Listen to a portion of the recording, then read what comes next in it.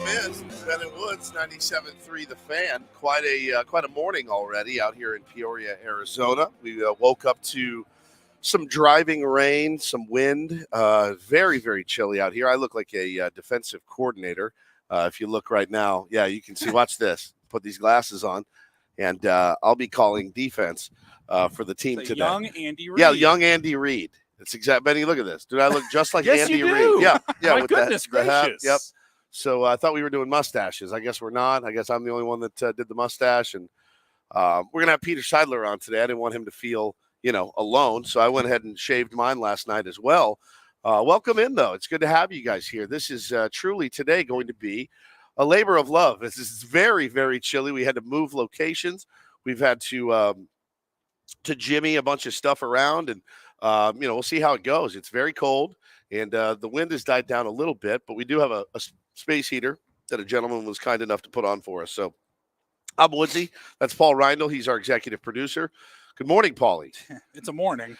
It has been a morning already. It is a morning. Wow, man, we have been scrambling. Good teamwork from the squad this morning. Everybody doing their part. We set up everything about 6:59. Yeah, just got everything ready to go finally. Benjamin Higgins, your friendly neighborhood sports anchor, is here. Good morning, Benjamin. Good morning, Woodsy. Whew. Yeah, it's actually about as nice as it's been all morning at this very moment. Right now, the second. wind has died down a little bit. The sun is starting to come up. We've got a heater next to us as we're sitting at the tables at the back patio here. Cross our fingers that we can get more of this, and it's just cold. I stole Paul's jacket, and I'm not giving it back. So, price you pay, I guess. He left it in the back seat, and I went, ooh, I'm going to grab this. I was going back. He was going to go back to get it, yeah, but I grabbed it for you. Yeah. So I got it then. And then I've commandeered it because I am very, very chilly. It's very chilly out here. And seeing some players roll in already this morning. Just saw Jake and Joe Musgrove and Tim Hill arrive. We saw David Dahl, very nice guy, walked up, introduced himself to us, the dreaded and feared media. So nice, and already becoming quite a hit with the ladies on Twitter. What the hell just happened? Somebody just turned the lights on. You just lose power? Are we on? Yeah, no, I think we're still. I think the automatic lights turned off because it hit 7 a.m. or something around here. Talked to the missus this morning back home, and they haven't had power all night, so they're freaking out a little bit with no power at the house and two little ones. You got to get ready for school and fed and all that. So, it just when it rains, it pours. So hopefully they're okay. Hopefully you guys, our tier ones back in San Diego, are doing okay. It's from what I understand, gotten pretty nasty back there, man. Yeah, I mean, I don't think it's supposed to all get out here. In fact, according to my weather app, with the rain is done for the day. So hopefully the Padres will still be able to get a full day of work in. The wind could be a problem, certainly, especially for things like, shagging fly balls and stuff on a day like this. But they can definitely get into the batting cages and get some pitching work in on the covered mounds back here behind the patio. So I'd imagine there'll still be some opportunities if anyone is out here at spring training to see some players. They won't be inside all day. It looks like the sun is actually breaking through off to my right there. But, we'll see how it goes. It's much more calm than it was. I mean, 15 minutes ago, the wind was ripping the roof off of over there. I mean, it was like banging up and down. So it's been quite a morning. But, you guys are here. We really appreciate it. Had a great day yesterday. Such a fun day talking to all the guys, seeing all the guys again. Got a chance to go over to the backfields. I can fill you guys in on some of that, some of the stuff I watched, keyed in on a few guys, talked to some of the veterans, talked to some Padres alumni, got some good insight on spring training that I'd never really thought about before. And just great, man. It's just been great to be out here. Got to have dinner with Jesse Agler, yeah, which was a lot of fun. A lot of fun. Power of radio moment while we were at dinner as well. I mean, when we had Jesse on yesterday, you mentioned, hey, let's go over to P.F. Chang's and grab some dinner. I think that's pretty much all we said. Something about the lettuce wraps. Yeah, I got to get some lettuce wraps, Jesse said. Well, we went over at 5 o'clock, early dinner, because, it's Woods, and, he was Jesse. It was his idea. Yeah, him too. Yep. You guys like to eat at times that, 75, 80-year-olds like to eat. It was filled with 75, 80-year-olds in there, I will say that. And we're sitting there, and the regional manager guy comes over and says, are you Eric and Woods? Yeah, are you guys Eric and Woods? And I say, close enough. Yes, I'm Ben, Eric, and this is Woods. Why do you ask? And he said, well, someone back in San Diego, one of my counterparts, heard that you were going to come out and then let me know. And I just wanted to come and make you feel welcome and thanks for coming into PF Chang. So that was kind of a crazy moment. It really was. And he brought us out a couple of appetizers on the house, and then you left, and he brought dessert over. And, of course, grinding hard, Coach. He brought out a couple appetizers, and we tried those. They were really good. And then he asked for dessert. Now, Jesse is a fit guy. He's very fit. In fact, he turned down the rice and the noodles that came with his entree. He's very disciplined He's on the road. very as well. disciplined, he Yeah. said. He said, man, he goes, We are not. Paulie no. and I are not. Ben left. He had to go to work. You actually ordered extra noodles to go with your rice. With my rice, Yeah. I did. I really had a hankering for some nudes. I did. And sure enough, he comes over and he's like, hey, dessert's on us. Paulie and I were like, oh, hell yeah. I go, Jesse, please eat the dessert. He goes, oh, no. And I said, well, then you don't have to stay for this. You don't have to watch us He's like, fill our faces. oh no, I have to see this. Paulie and I shoveling apple strudel and ice cream in our mouth. And he goes, is that as good as it looks? I go, yeah, have some. He goes, no, that won't be happening. But always a great time to get to hang out with Jesse, man. Just a guy, another guy I hope is here his entire career, just pulled up. Manny Machado's right behind us, but Jesse Agler is another guy. Like, I don't ever want Jesse going anywhere else. I don't need him calling Marlins games in 5 years. Jesse is somebody I want to hear here in San Diego, in Peoria, for as long as I'm around. I was shocked when he said this was his 10th spring training with the Padres. Nuts. Where has the time gone? I mean, that's amazing. That's a long tenure for anybody. It feels like he just got here. So yeah, it was a great first day. So I want to hear a little bit more. I was working editing video while you were out in the backfield. So I want to get that story, but we're going to take an early time out here because Jake Cronenworth is supposed to pop out here in just a couple of minutes, and we want to get him all set up and fresh on the TV stream and everything on YouTube. So Jake's going to be with us. Austin Nola, he's already here this morning. He should be here later this hour. How about Juan Soto stopping by the table? That? All in this first hour Good of Ben and Woods. Lord. We're getting off to a very fast start. Michael Waka, the skipper, and the owner, Peter Seidler, between now and 10 o'clock this morning Pacific time. I thought yesterday was a star-studded program. How about today? If you're watching on YouTube, you'll see a gentleman walking up right now. Manny Machado, you may know him. $1 million smile, walking by. Well, more than $1 million, I'd say. Yeah, quite a bit more. Yeah, we'll see. We'll see how much more. Well, maybe later this year at some point. What do you guys think of the stash, by the way? I think it's. I mean, surprisingly. You think it's disgusting? I think it's surprisingly. I'm just going to tell you, it's. Yeah, I think it works. I think you look like you belong here at Padres camp now with the stash. I know we're going to go to break because we're going to make room for Crony, but I did Just for Men on it because I wanted to make it darker because it was white. Misogyny bell? I put no. Just for Men. Yeah. I mean, maybe. You yell at them though. Don't yell at me. And I brushed it through and did the shower, and after that, I got out and went, "Oh my God! It looks like it's 10 times thicker." That's what she said. It is. It's thick, and I look very much. It's like you gave your mustache acoustic wave therapy over there. Yeah, that's exactly right. I did text the wife and offered her a ride, but she said no. So all right, let's take a quick goes. early timeout. We'll come back, and Jake Cronenworth is supposed to come out here and brave the cold and join us. Looks on like Ben and Woods. Looks like it's better. It's gonna get better. It's kind of gotten it's all good. Almost nice here. It's Ben and Woods live from Padres Spring Training in Peoria, Arizona, getting started here on a Wednesday on San Diego's #1 sports station. Let's see if Kelly is awake yet with our first check of traffic on 97.3 The Fan.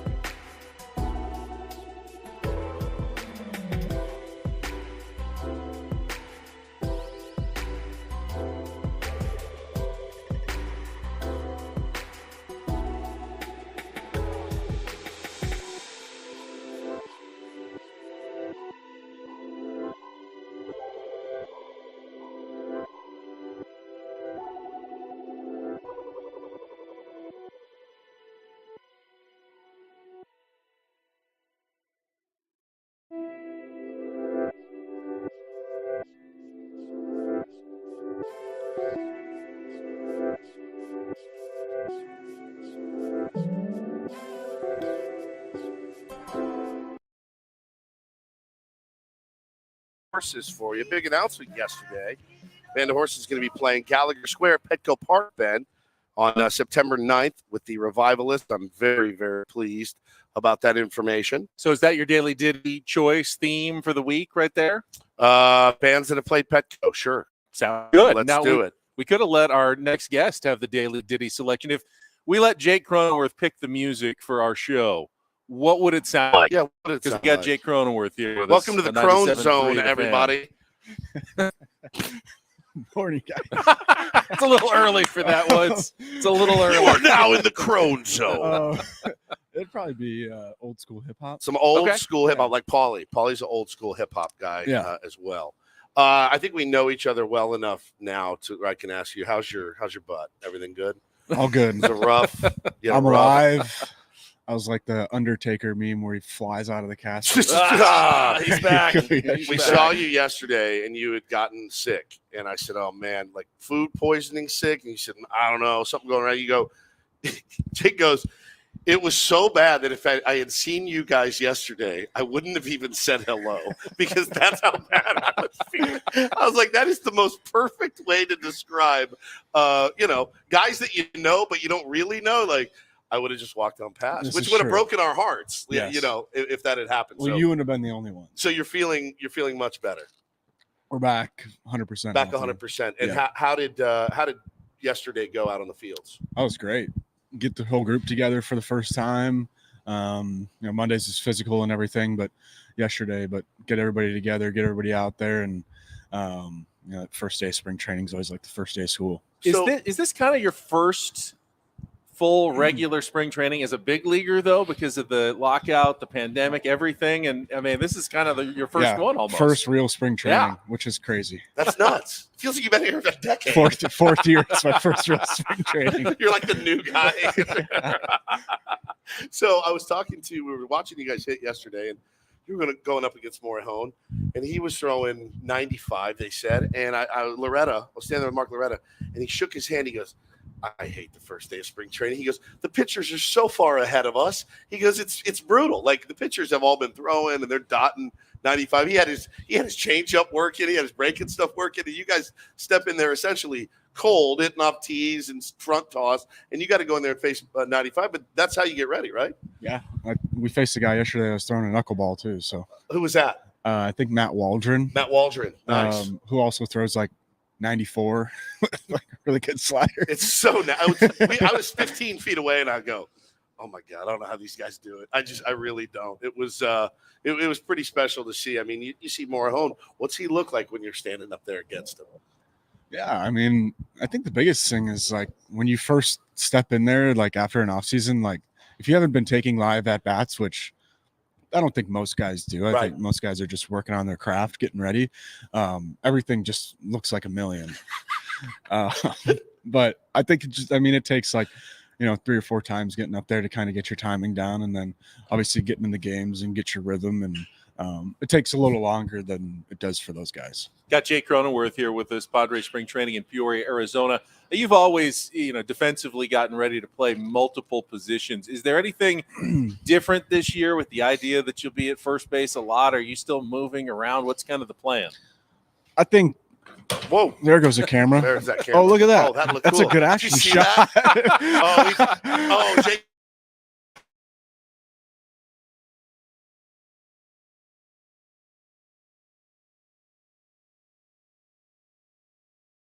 No, it's been pretty similar like ramp up for spring training. Obviously, I don't think I've ever come into spring training like locked in to play one position. Yep. Last year was the first year I've played one position since I've been with the Padres, pretty much the entire season. Obviously, I was doing the first base thing at the end of games sometimes, and but played like 100 at second in 21 and about 30 or 40 at first, and then the rest at short when Toddy was hurt. But I've always been comfortable bouncing around, so just trying to get comfortable at each spot, and just be ready each day. It's it's got to be tough though sometimes. I don't know. I feel like we've seen you all play enough first base to know, oh man, you always look great when you were over there. But you're a really good second baseman too. So is that kind of hard to reconcile as well? Like, all right, whatever the team needs. Yeah, I mean, it's one of those things. It's always hard to move from a position that you know you're really good at, but at the same time, like we haven't sat down and concretely discussed like, no, you're going to play here the entire season, or you're going to play there. So I think we have yet to see what that looks like. Obviously, all those guys are leaving for the WBC here, I think next week. So I'll be the only guy in spring training when that Thank happens. you for not going, by the way. That leaves a little Just less wanted time to get to kind of comfortable with a new teammate like Xander Bogaerts. Yeah. What is that process like for you? I mean, everyone kind of knows about getting to know new coworkers at work, but Right. you guys really have to be on a wavelength, like anticipating each other. How do you do that both on and off the field? Well, after FanFest, we kind of all either stuck around. Manny and I stuck around in San Diego for a couple days to hit, and then I came over here to Arizona to start taking ground balls with Xander that next week. So I've been taking ground balls with him for about 2 weeks now, and just kind of seeing how he moves and getting, I guess, acclimated with what he does on that side of the field, and just seeing how he treats each ball, how he's going to throw it from each spot. Just getting that different look. Yeah, because it is different. Guys are different, and certainly Ha-Seong Kim is different than those guys too. It's been fun, man. It's been fun to see all the new guys kind of come together and out in front of the cages yesterday. Watching Xander Bogaerts, probably his first AB yesterday, and I can't remember who was on the bump against him. It was a righty, but he threw a curveball first pitch, and Xander did backed out whoa, like I did, and when I saw a curveball, the next pitch was a bell-tie fastball. He just goes, "Shut up!" and hits it in the cap. I was like, all right, throw me that again. It was really, really cool to see. But I'm sitting there looking at the hitting groups, and I'm like, well, there's Crony, and there's Soto, and there's Manny, and there's Xander. It's hard to, and there's Tatis. It's hard to wrap your head around when you see all these guys in this lineup. It's nuts.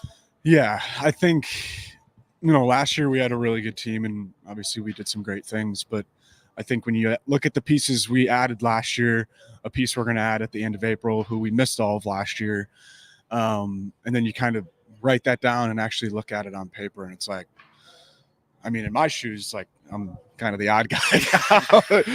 I'm not they're sleeping on you, which is good. Superstar player. That's good. That's good. That's what you want to be. The Joel Damon of yeah. You watch your full swing. I'd like to think I'm a little more confident than Joel. Okay, good. Joel's a great golfer. No one's less confident than that guy. Yeah. I actually am not rooting against him now because he's so not confident. No, it's that's what you want, don't you? You want him kind of sleeping on you a little bit. No, I think no matter the way you look at the lineup wherever I'm hitting, I don't think I'm going to be hitting leadoff because Toddy's going to be hitting there. I don't think I'm going to be hitting second because Juan or Manny are going to be hitting there. And then, kind of wherever I fall in after those guys, I think I'm, hopefully going to have plenty of opportunities. I think their career track record show they're going to get on base a lot. Yeah, so. A lot of stakes for you out there if you want them. I think they're going to be there for you. Jake, we're going to let you go because we got the catcher coming out in a minute or two, Austin Nola. But thank you so much. It's nothing wrong with being a top 70 baseball player in the world. Yeah, no doubt. But keep on moving up, and it's great chatting with you as always. Yeah, I always appreciate going on with you guys. Appreciate Thanks, it, man. buddy. Jake Awesome. Cronenworth, Padres All-Star Yeah. with us here. We're going to take a quick timeout. Yeah, Austin Nola is supposed to come out in just a second, so we'll be back with more Ben and Woods on San Diego's #1 sports station, 97.3 The Fan.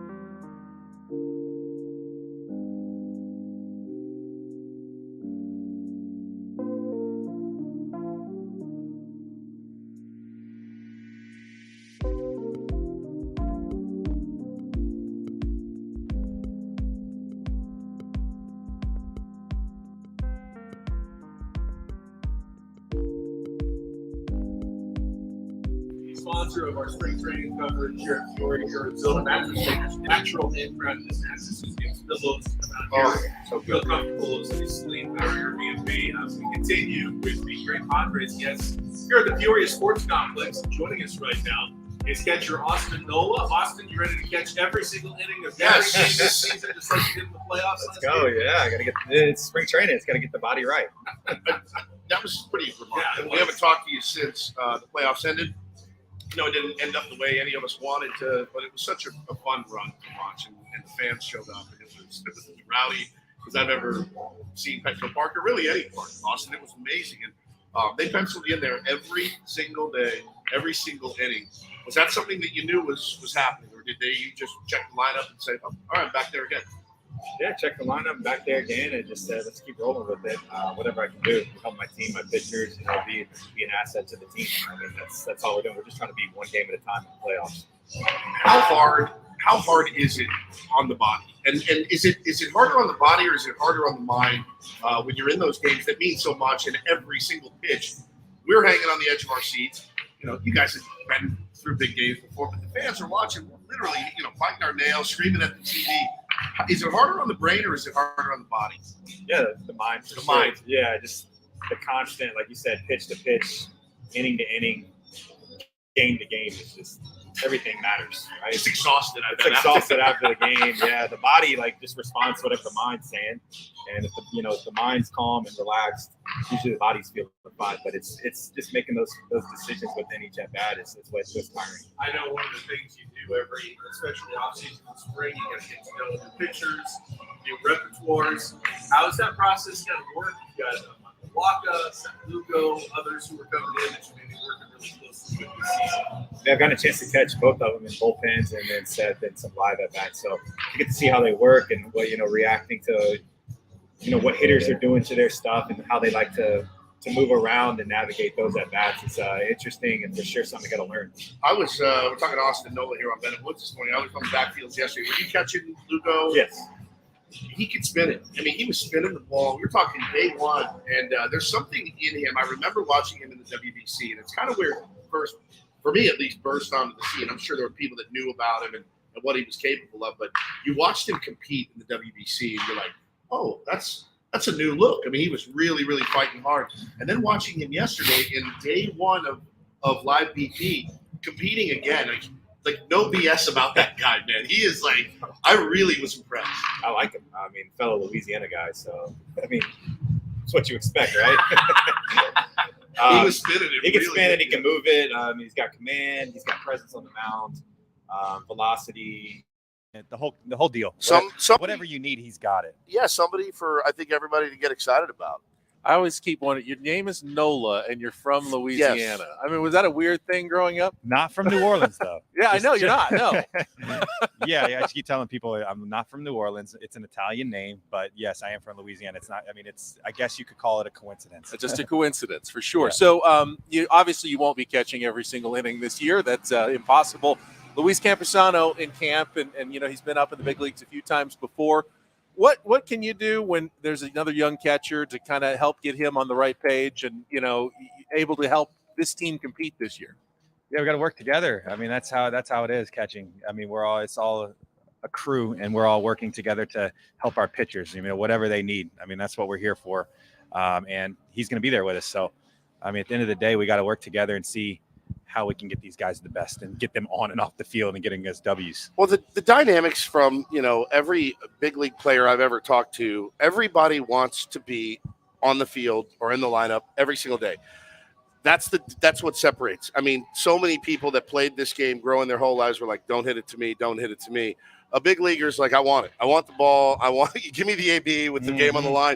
Nobody wants to sit, and so how do you guys kind of reconcile, I'm probably going to need some days off. Luis is probably going to need to get some work. How do you reconcile that? Well, catching – I mean, you can't catch every single game of 162. So we all have to – like you said, we all have to be catching each guy and when you're not playing, you got to catch another guy. You got to just constantly be getting to know them and getting what they're working on right now, right? Because it's changing as the season goes. They're not just being the same guys they were in spring training or the same guy even halfway through the season. So it's important to be talking and saying like, hey, what's he been working on? What's he been doing? And then go talk to the guy, the pitcher. You just have to constantly keep that conversation going. The pitch comp. So last year the catchers had it. You guys are experimenting with the pitchers doing it here. How's that working?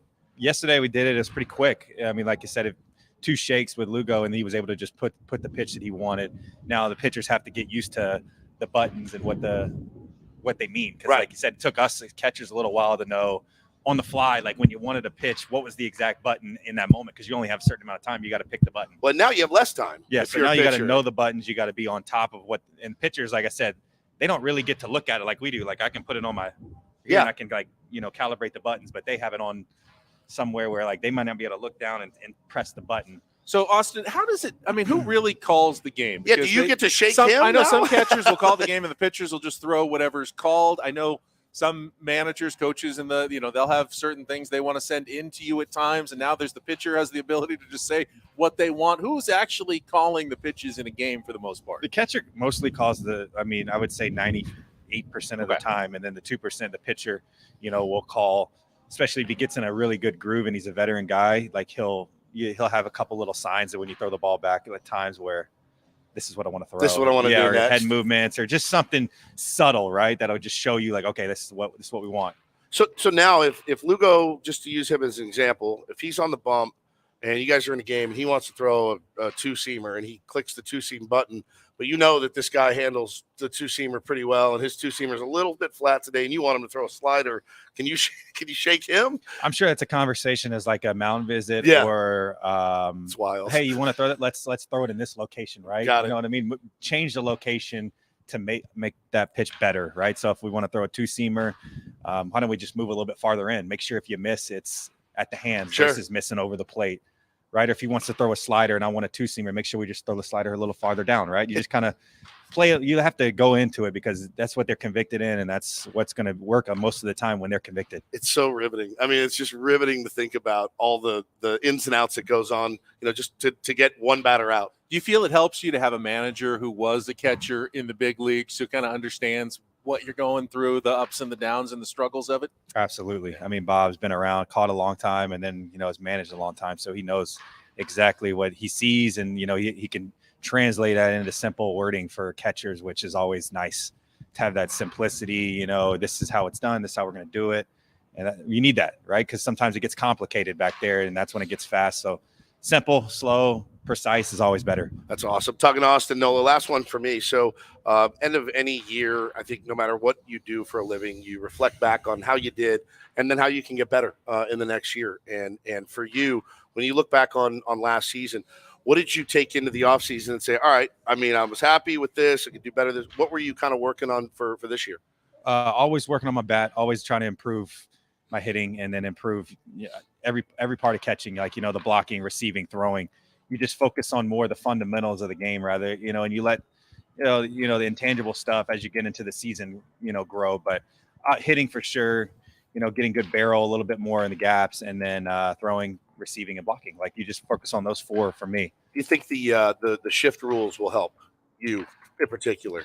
I don't know. I mean, I'm excited to see what it does, for pitching and defensively and offensively. Yeah, that's a good point. Well, Austin, a beautiful day out there. Just enjoy another day of spring training, and we appreciate you stopping by. Thank you so much. All right, thank you guys. Appreciate it. Austin Nola, Padres catcher, with us, and we're going to check traffic, and then we'll come back. Juan Soto is supposed to be coming out of the clubhouse in just a moment. Yeah, it's just one after another here this morning with Bennett Woods live at spring training on San Diego's #1 sports station, 97.3 The Fan. From the Premier Cadillac of Carlsbad Traffic Center, part of the Premier Auto family, here's Kelly Danick. Well, so far, folks seem to be doing a pretty good job of navigating our roads, guys. Yeah, a lot of debris to watch out for in the travels this morning, thanks to these gusty conditions. So you definitely want to give yourself plenty of extra time. At this time, though, we don't have any accidents to report. I'm Kelly Danick with Bennett Woods, San Diego's #1 sports station, 97.3 The Fan. All right, we're back here live, and Juan Soto is supposed to be out here in 5 or 6 minutes. I can't imagine having to get in that crouch. Yeah. I mean, game day, day, fantasy camp, I wanted to die.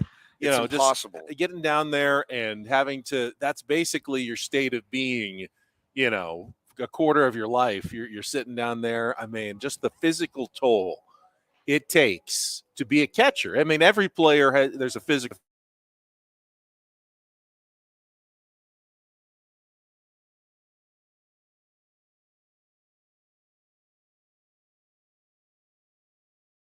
That you mentioned, the catcher has to do his job. He has to hit, and he's got to get on base, and he's got to run, and he's got to slide, and he's got to hit and run, and he's got to do think as much about pitching as pitching. He's got to do all of that and then some.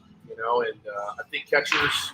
I after talking to a bunch at fantasy camp and talking to guys like Austin Nola, it's not that I don't give them a pass, but I sure give them a little more leeway if the offense maybe scuffles a little bit because and you heard it first. He said, "Yeah, we'll work on my hitting, we'll catch some more barrels." Obviously, he's a good hitter. He's got an image to be a really good hitter, and you saw some of that in the playoffs last year. I thought he had a magnificent playoff run, but you did see him run out of gas. I mean, at the end, like you just pulling over ground balls because you just caught every single inning for a couple of weeks, and the mental part of it is I so think draining. as a fan, when you're growing up and your team has a great catcher, you always wonder, why are they sitting again? I mean, get them out there. Yeah. It's such a big drop off to that backup. I want them Yeah. out starting every single game, and you just don't realize what kind of impact that would have. That managers have to probably fight their own. They want to win every game. And Of course. it's like, okay, this guy gives us the best chance to win. They but trust him. I trust him. Of course, I want to put him back just there. throw him out there all the time. And Bob Melvin rode with that strategy in the playoffs, and I think it worked. I think it helped the Padres get to the National League Championship Series. I mean, if they had gone to the World Series and he had to catch another 6, 7, 8 or 9 games if the Phillies series had gone the distance in a row, right? My God, at least there's a couple off days built into the playoffs, but that was pretty nuts what Austin Nola did last October. Yeah, he was remarkable, man, and I love what he said about the communication that's needed between him and Campy and whoever else may be another catcher for this team. It really truly does take a village, man. It takes a village to win a World Series. It really, really does. And Bob says it all the time. You need 50 guys. We got a 26-man roster, but you need 50 guys to win a World Series. And it's such a cliche, but it's so true. I mean, you're not going to win it with the 26 guys you got on your roster today. You just won't. Yeah, you wonder how Luis Campusano is going to develop. There's been a lot of stories. We had Sammy Spring Training talking about him. There was a piece written in the UT about him just a day or two ago as well. I talked to 3 people out on the backfields yesterday, and that was the guy I was interested in asking about. And from what I heard, unnamed sources all said, man, he has done a complete 180 in a good way. Mentally, he's ready. Like he wants it. He wants to work. He cares so much about being a part of this team and contributing. I heard that and I went, all right, man, I'm on board. Let's get it. And to have both of those guys back there, especially if they're pulling for each other and helping each other, it's a great thing. It's interesting because he said that one of his challenges is he's not necessarily the kind of person who goes up and chats you up and talks to everybody. He likes to just get his work done, go in. But to be a catcher, it almost requires being a people person. You'd be a better catcher than I would. Probably, yes. Because just that rapport you build with people it's more than just discussing, okay, what do you like to throw here? What do you like to throw here? That's part of it. But it's also, as Austin Nola was saying, it's understanding the slight perception of a head nod. Like, okay, that's pitch is locked in now. Let's call that a bunch here for this next batter. To see that, to understand that. You can't do that by one conversation with a guy, or an email. It really has to be built over time and a lot of interaction. And I still don't understand the new pitch comm. And he explained it, and I still don't understand it. And I don't know why. If catchers call, as he just said, 98% of the game, then why would you give the pitch comm to the pitcher? What was wrong with the way they did it last year when Austin had it on his shin guard and he was typing in the numbers? Were they fearful that people were peeking? No, I think with the pitch clock, let's say the pitcher, is going on 5 or 6 innings and the catcher's calling signs and he just throws the pitch, but he's got a certain batter and he knows all right, this guy, I know I can get the fastball by him. I need him to call a fastball here. And Noah's going, all right, slider. No. Curveball. No. You're running out of Changeup. time? No, and you're running out of time. It's like, here, no, fastball. I know what I'm throwing here. I need the ability to communicate to that the catcher very fast, because I've only got maybe 15 seconds to start my windup and throw the pitch I want to throw. So I can see why I think PitchCom, at least even for 3 or 4 pitches a game, might be a necessity for the pitcher to have out there. God, it's interesting to me. It's so interesting to me how it's going to work. But yeah, you already heard. He's going to look down and fumble around to get the pitch that he wants. Pitching is hard enough. It's hard enough to go out there and execute your pitches against these guys that are up there to kill you with their bat, where you have to be the one actually loading in the pitches you want to throw. It just seemed – I liked the PitchCom the way they did it before. I thought it was great. And I don't know that a 15-second clock changes everything for me, but maybe it does. It shows you what I know. I thought it was working pretty well last year. I also want to see this, Matt Waldron? Yeah, the knuckleballer and a 94-mile-an-hour fastball at the same time. My goodness gracious. And these are guys that aren't even really talked about at Padres Spring Training. That's how good these ball players are, that guys that don't really even have a chance at making the big league roster can do things almost no human on earth has the ability to do. I don't want to I don't want to oversell what I saw yesterday from Lugo, but I mean, it was a very competitive day. Speaking of the devil, there he is right there.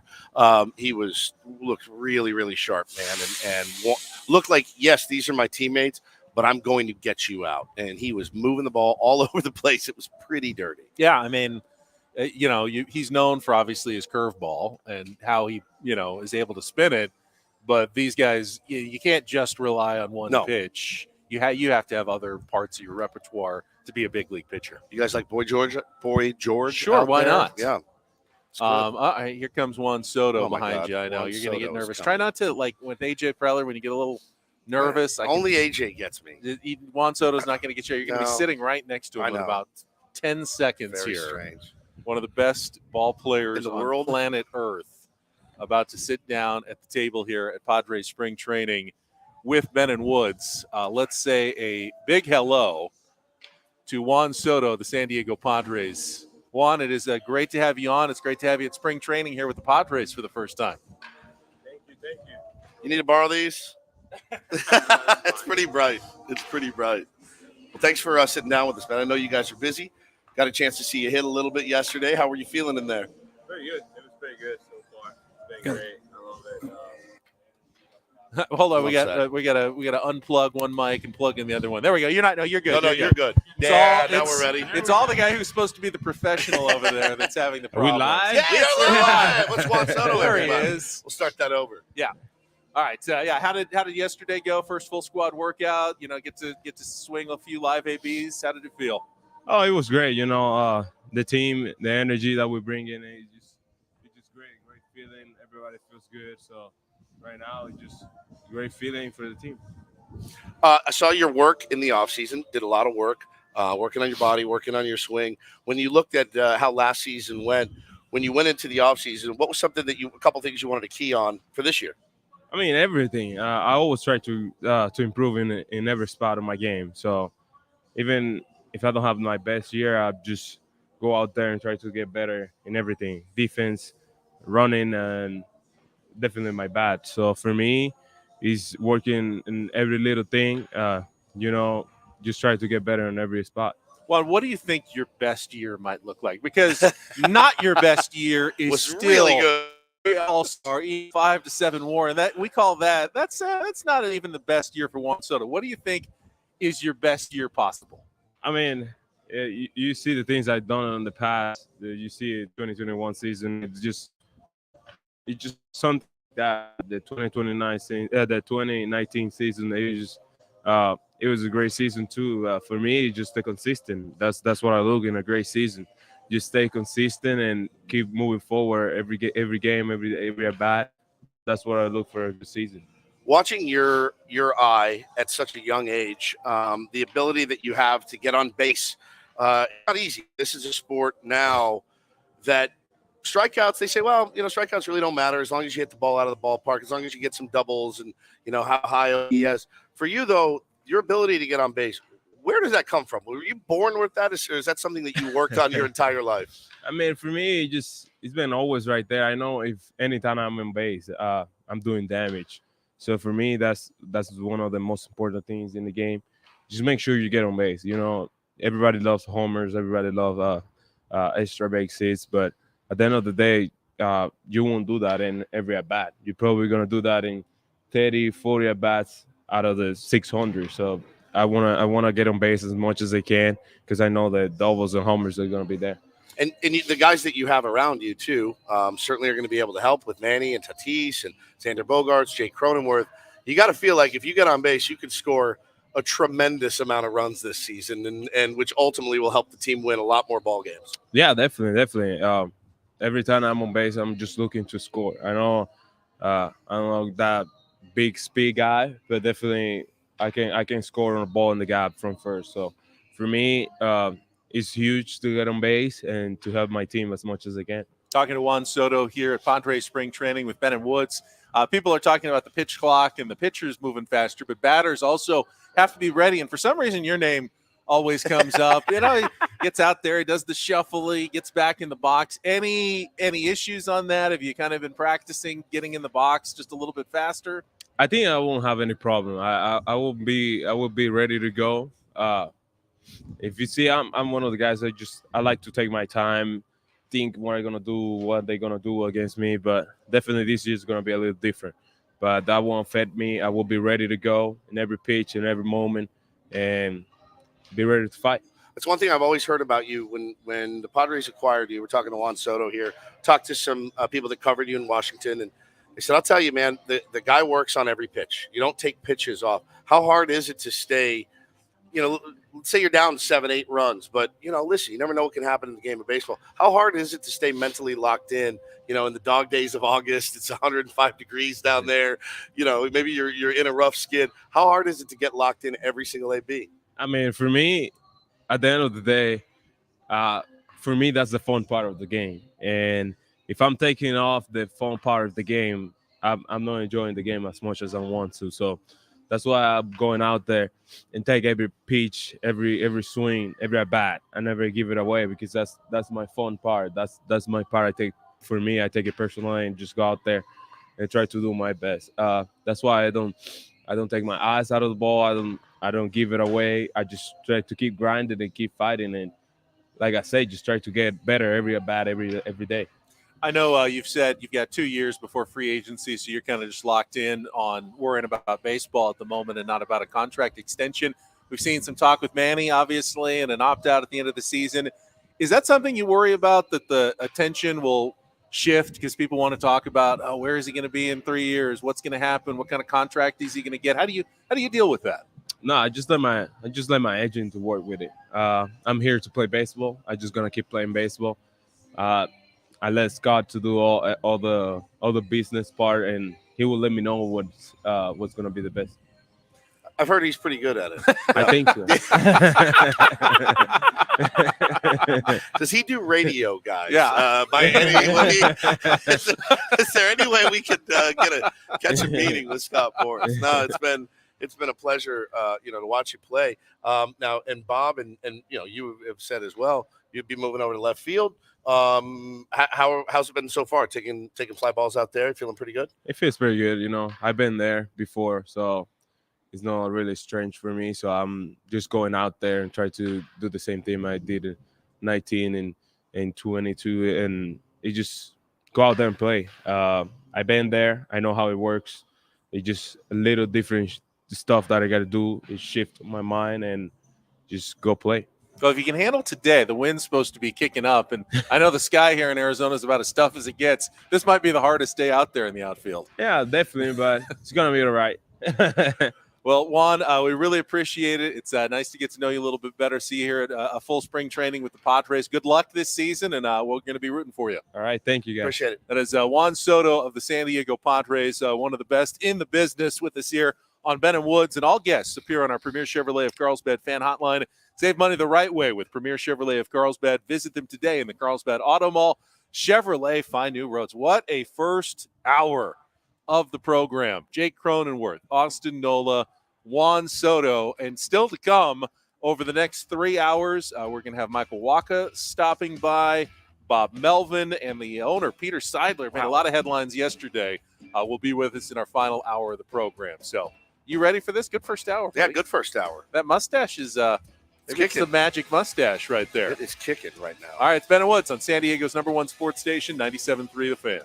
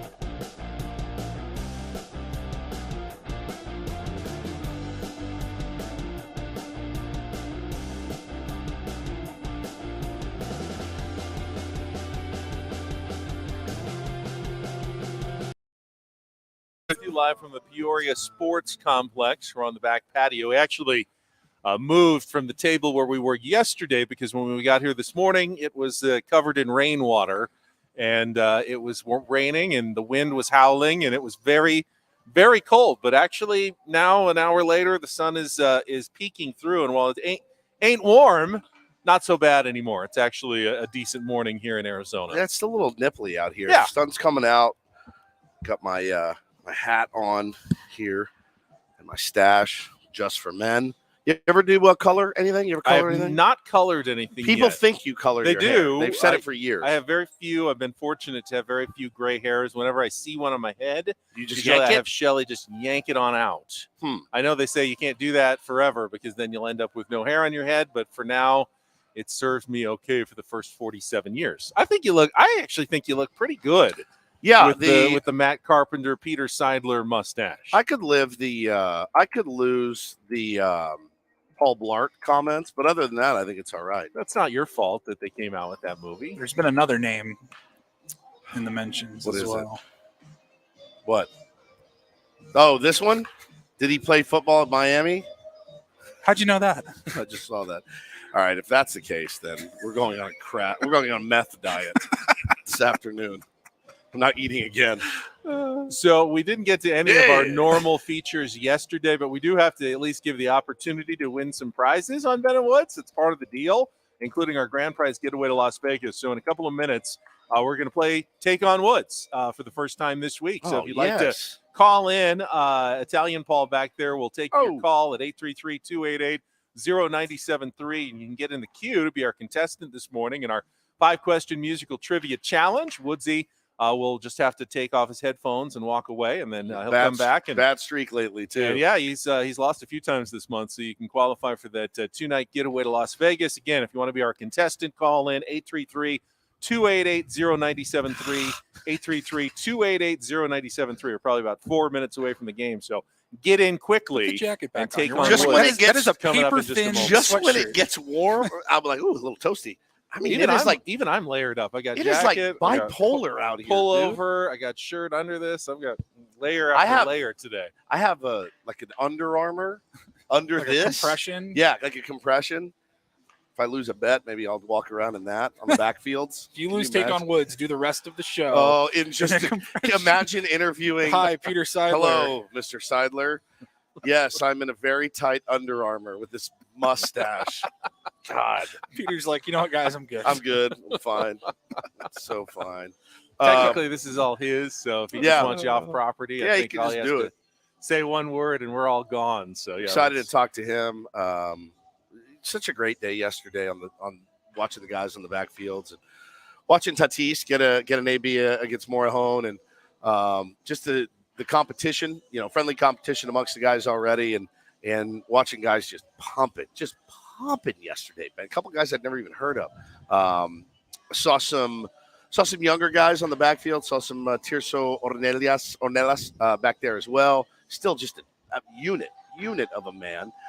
There's just so many people you actually forget about that are on this team still. I mean, it still blows my mind Josh Hader is here.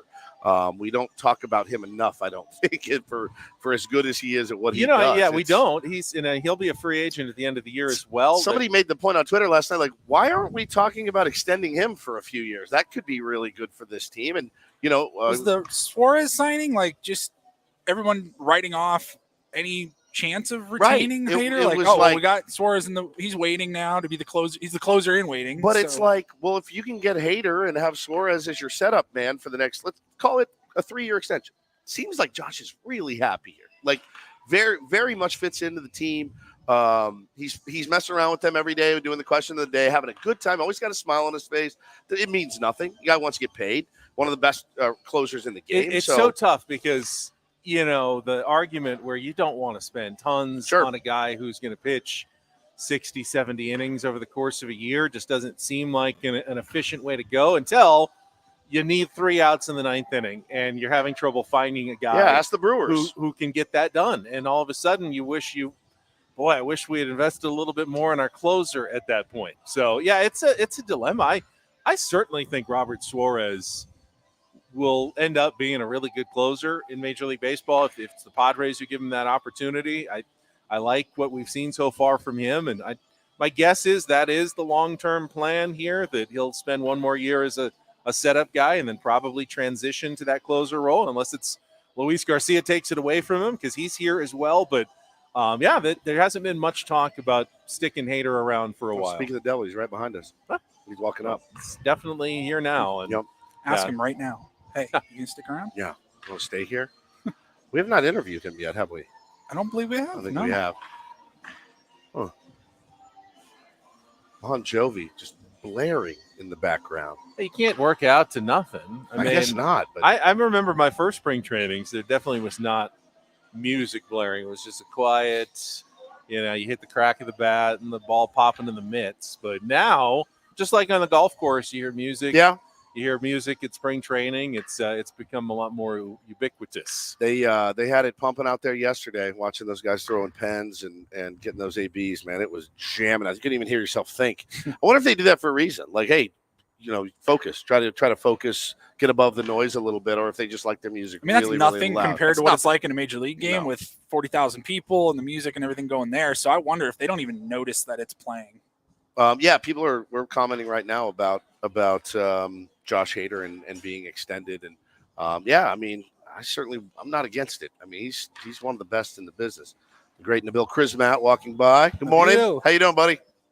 Getting ready for the World Baseball Classic as well. He'll be one of the players who'll be representing his country in the tournament when it gets started here in a couple of weeks. All right, Italian Paul, we got a contestant on the line. We do. All right, let's get to it. It is time to take on Woods in Arizona.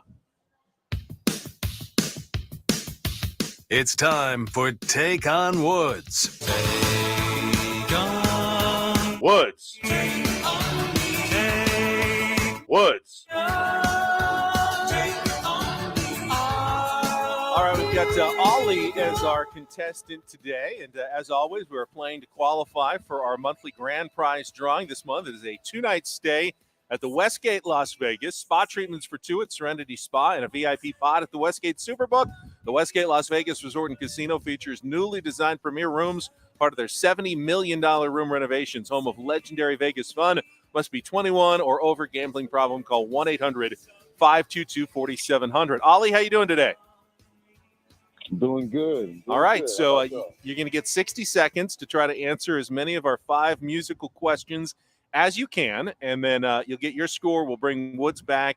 He'll get the same 5 questions. If you beat or tie him, we will put you into the drawing for Las Vegas. Sound good? All right. Give it a try. All right, you get to choose our category, so at least you get that advantage. Here are your choices today, Ollie. We've got iChart, 5 bands and artists that begin with the letter I. We've got The When Is Now, 5 song titles that begin with the word when. And we've got rhyming titles, 5 song titles that include a rhyme right there in the title. So of those 3, Ollie, iChart, The When Is Now, or rhyming titles, what would you like to play? Rhyming title. Rhyming titles? All right. Let's call that one up. We'll start with our 2-second song. So Frank will play a little bit of a song with a rhyme in the title. You need to give me both the title and the artist on that one, and then we'll go on from there. Ollie, you ready to play? All right, let's do it. All right, here we go. 60 seconds on the clock. Your time begins when Italian Paul plays the music. The category is rhyming titles. Good luck, Ollie. Let's take on Woods.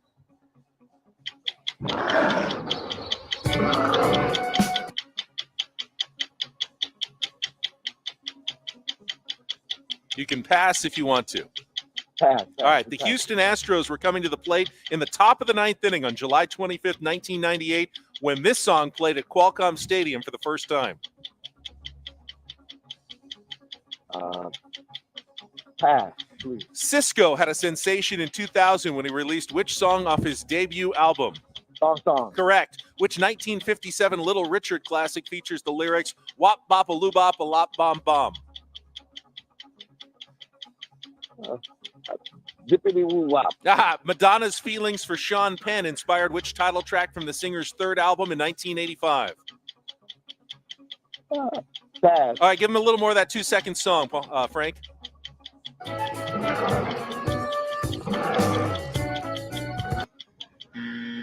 Time is up. You did get the thong song, which is 1 point. Here's the ones you didn't get. Hang on the line. We'll see how Woods does. That was Bungle in the Jungle by Jethro Tull. Hell's Bells played for the first time when Trevor Hoffman came in 1998 against the Astros. Tutti Frutti by Little Richard and True Blue by Madonna. So hang on the line. Let's someone find Woods around here. Woods, come on back. All right, come on. Here he comes. All right, so Woods will get the same 5 questions in the same 60 seconds, and we'll see if Ollie's score can hold up today on Take on Woods. All right, Woodsy, headphones on. Italian Paul is going to reset our 2-second song. Woods doesn't get the category. Makes it a little tougher for him. 60 seconds back on the clock. Your time begins when Frank plays the music. Good luck, Woods. Let's take on Ollie.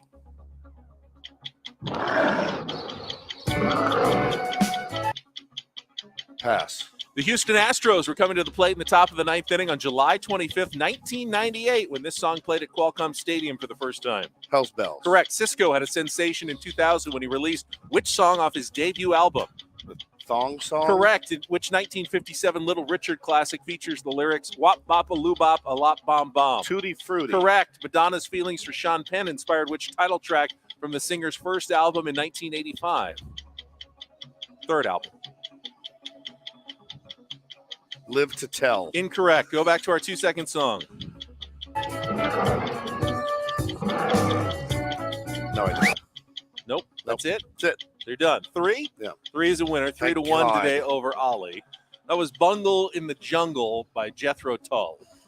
And True Blue was True Madonna. Blue, baby. There was a I rhyme love you. in all of those titles. Bungle in the Jungle, Hell's Bells, Thong Song, Tutti Frutti, and True Blue. But you get back on your winning ways in our first game this week. I'll take spring it. Training. I'll take Well it. done. Doesn't matter how you get it, as long as you get it. And I got it. All right, we'll take a quick timeout. We should have Michael Waka joining us in the next 15, 20 minutes or so. We got Peter Seidler later on. The manager, Bob Melvin, stopping by too today. Wow, what a show. Man. Stick around for much more of Ben Woods on San Diego's #1 sports station. We'll be back after a check of traffic here on 97.3 The Fan.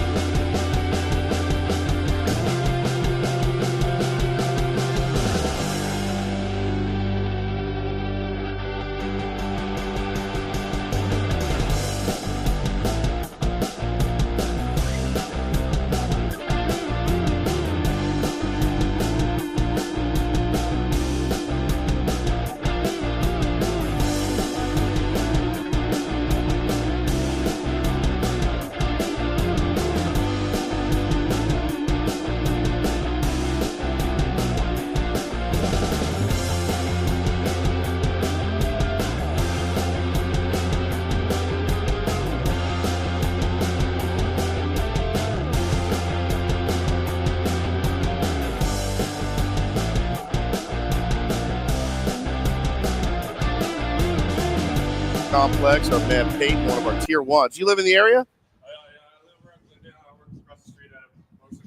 It's unbelievable. DM me last night and he said, "Hey, I'm swinging by. I want to, watch a little spring training, but I'll bring you guys some breakfast from Chick-fil-A. What do you like?" I said, "Do you really have to ask us what we like? We like the little biscuits, chicken biscuits with the honey on top. Peyton." And he just delivered. What a sweet angel you are. That's a trough full of stuff. And of course, right now we're back on the air and we can't eat it live on the air on this webcam. Well, I mean, you're the chef in our show. Do I have to refer? Yes, chef. No chef after your cooking segment last night. Thanks for that. While I was gone, you guys got into the kitchen. Yeah. And our Airbnb. Well, listen, it's important to me. I want to keep the brass back at Odyssey happy. And we were directed to try to save as much money as we can while we're out here. And, I thought to myself, every time I've ever been in an Airbnb, in fact, one thing I'll do often when I stay in an Airbnb is I go, we need to run to the store and grab some stuff. But let's go to the Airbnb first and see what they have, because there's always leftover. There's always stuff left over. Do we need to buy mustard for the hot dogs? Probably not. There's probably some there. Do we need to get, salt and pepper? No, there's probably some there. There's usually some condiments left over. I thought to myself, well, what better way to save money than by making homemade lunches at our Airbnb? And so I got in the kitchen last night and whipped us up some Airbnb stew, all from leftovers that were already there, and bagged it up for you, Ben. I noticed you didn't bring it today. I forgot it. I'm sorry. It was a little heavy on the sage. Lots of sage. A lot in of there. sage Lots you put in there. You looked like you were trying to put a dash of sage. Yeah. You put more like a quarter cup of sage into the stew. I think the filter actually came off in the stew as well. I think it's still just melted in. I think it's still in there. But we had a lot of fun. The maple syrup was an interesting add. Sweet and salty. It's the chopped pickles and the barbecue sauce and the ketchup and mustard and Frank's Red Hot. Put that S on everything. Yeah, I heard that. Yeah, it was fun. We had a good time with that. Paulie, by the way, I mean, we shot that video raw, and then Paulie goes in and edits it to make it look beautiful like he did. He knocked it out of the park. So if you want to see that, it's on our Instagram at Ben and Woods. It's on our Twitter at Ben and Woods. Is it on our YouTube as well? It is not on YouTube. We will probably put it on YouTube. We're still getting used to, adding things to our YouTube channel. But that was a shorter one. It was more of a reel. More of a reel? Yeah. Okay. So maybe just Instagram and Twitter. But yeah, you guys can see. You can see that, and you can watch us live on YouTube right now. It's not awesome. It's not awesome, especially for me. I don't know why everyone's just gunning I think for me. People are loving it while we're out here. We've had amazing guests. Yeah. Padres baseball galore out here. When we're back in the studio, are they still going to like it? And a lot of people have asked. Yes, we are planning to keep this rolling. Yeah, next week when we're back in the studio, we'll be on the stream. But I think it's going to lose its luster when we don't have Juan Soto and Jake Cronenworth and sitting Peter right next to Seidler us, hanging out with us. But we'll see. Yeah. I mean, we have some really fun moments in the studio. They'll get to see, me busting out laughing, or Ben, drooling from laughing so hard, and all the fun things that you don't get to see.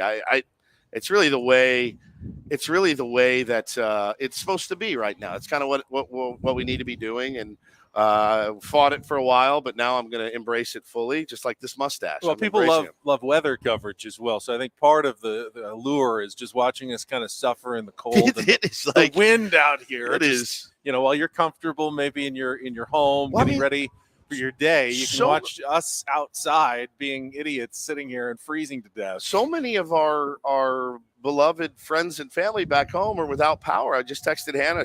They're still without power. So getting 2 kids up, getting them ready for school with no power. I mean, I'm sure she is at her wits' end. It will make her happy to know that the weather is so bad out here today. Paulie and I have canceled our round of golf.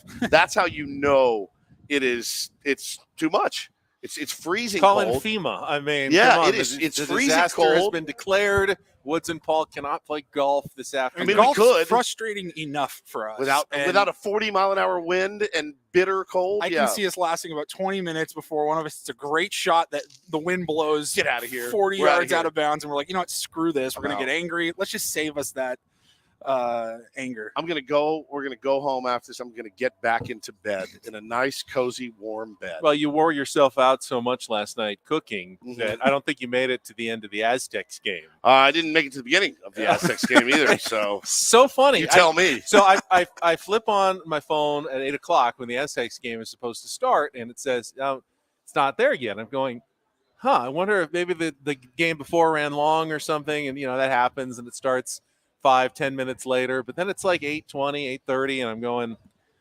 what happened? Did they cancel the game? What's going on? And then I realized, oh wait, it doesn't start until 8:00 Pacific. It doesn't start until 9:00 here in Arizona. Bro, I was counting sheep at 9:00. And it didn't end until about 11:15. You watched the Arizona whole thing. Time. Yeah, and did the highlights at 11:00 last night on Channel 10.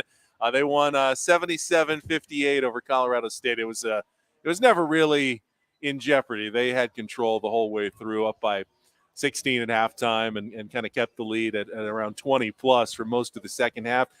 Remember their last game a week ago, they scored 45 points the entire game. The whole game. Had 41 in the first half back at home. So it was good to see that was more of an offensive aberration at Fresno State last week than something that might have been a trend. One good sign, Darion Trammell had a nice game. I think he had 12, 13 points, 5 assists, only 1 turnover. Felt like he had been struggling a little bit lately, and they need that scoring to come from different places if they're going to be successful in the NCAA tournament. Had, I think, 4 or 5 players in double figures. Good balanced attack last night against a lesser team, obviously, in Colorado State, not having a great season. But you take care of business. You're game and a half ahead of Boise State with 3 to play. The big one will be at Boise State. That's next week. They get New Mexico at the Pit. Always tough on Saturday, but that one could decide the conference championship when they go up to Boise State next week. And then March Madness right around the corner, my man. Yeah, in Mountain West tournament, and see if the Aztecs can get a. Right now, I think Joe Lunardi had him as a 6 seed. Peyton, thanks so much. Thanks, really Peyton. appreciate it. Thanks for contributing to our delinquency. Yesterday's bracketology, Joe Lunardi had him as a 6 seed, which is I think you need to, if you want to get to the next weekend, you really want to be 6 or better. 6 or better. It's tough in a 7, 8, 9, 10 line. Then you're probably facing a 1 or a 2 seed in the second round. That makes it a really tough path. You get 6, well, you know what? You can face a 3. There might even be an upset somewhere, and you can face a lesser seed. So kind of these games just as important, even though, they're in the tournament. They've been moved to lock status in the bubble watches that they should be in no matter what. You really need that seeding to be somewhere, hopefully, 4 or 5 range if you want to make a run in the NCAA tournament. Yeah. Do some damage. That's exactly right. Should we take a break now? Yeah, we got Michael Waka is supposed to be coming out in our next segment. One of the newest members, actually probably the newest member of the San Diego Padres, going to be joining the starting rotation. So we'll get to that coming up. More of Ben and Woods. We are live from Padres Spring Training in Peoria, Arizona. All of our coverage this week brought to you by Mattress Makers, natural handcrafted mattresses. Get your own custom pillows. They've got mattresses for everyone. They have their own factory. Make it themselves. They are the experts. Don't go to the big chain stores when you can go local. Go with Mattress Makers in La Mesa and Miramar as well. It's Ben and Woods on San Diego's #1 sports station, 97.3 The Fan.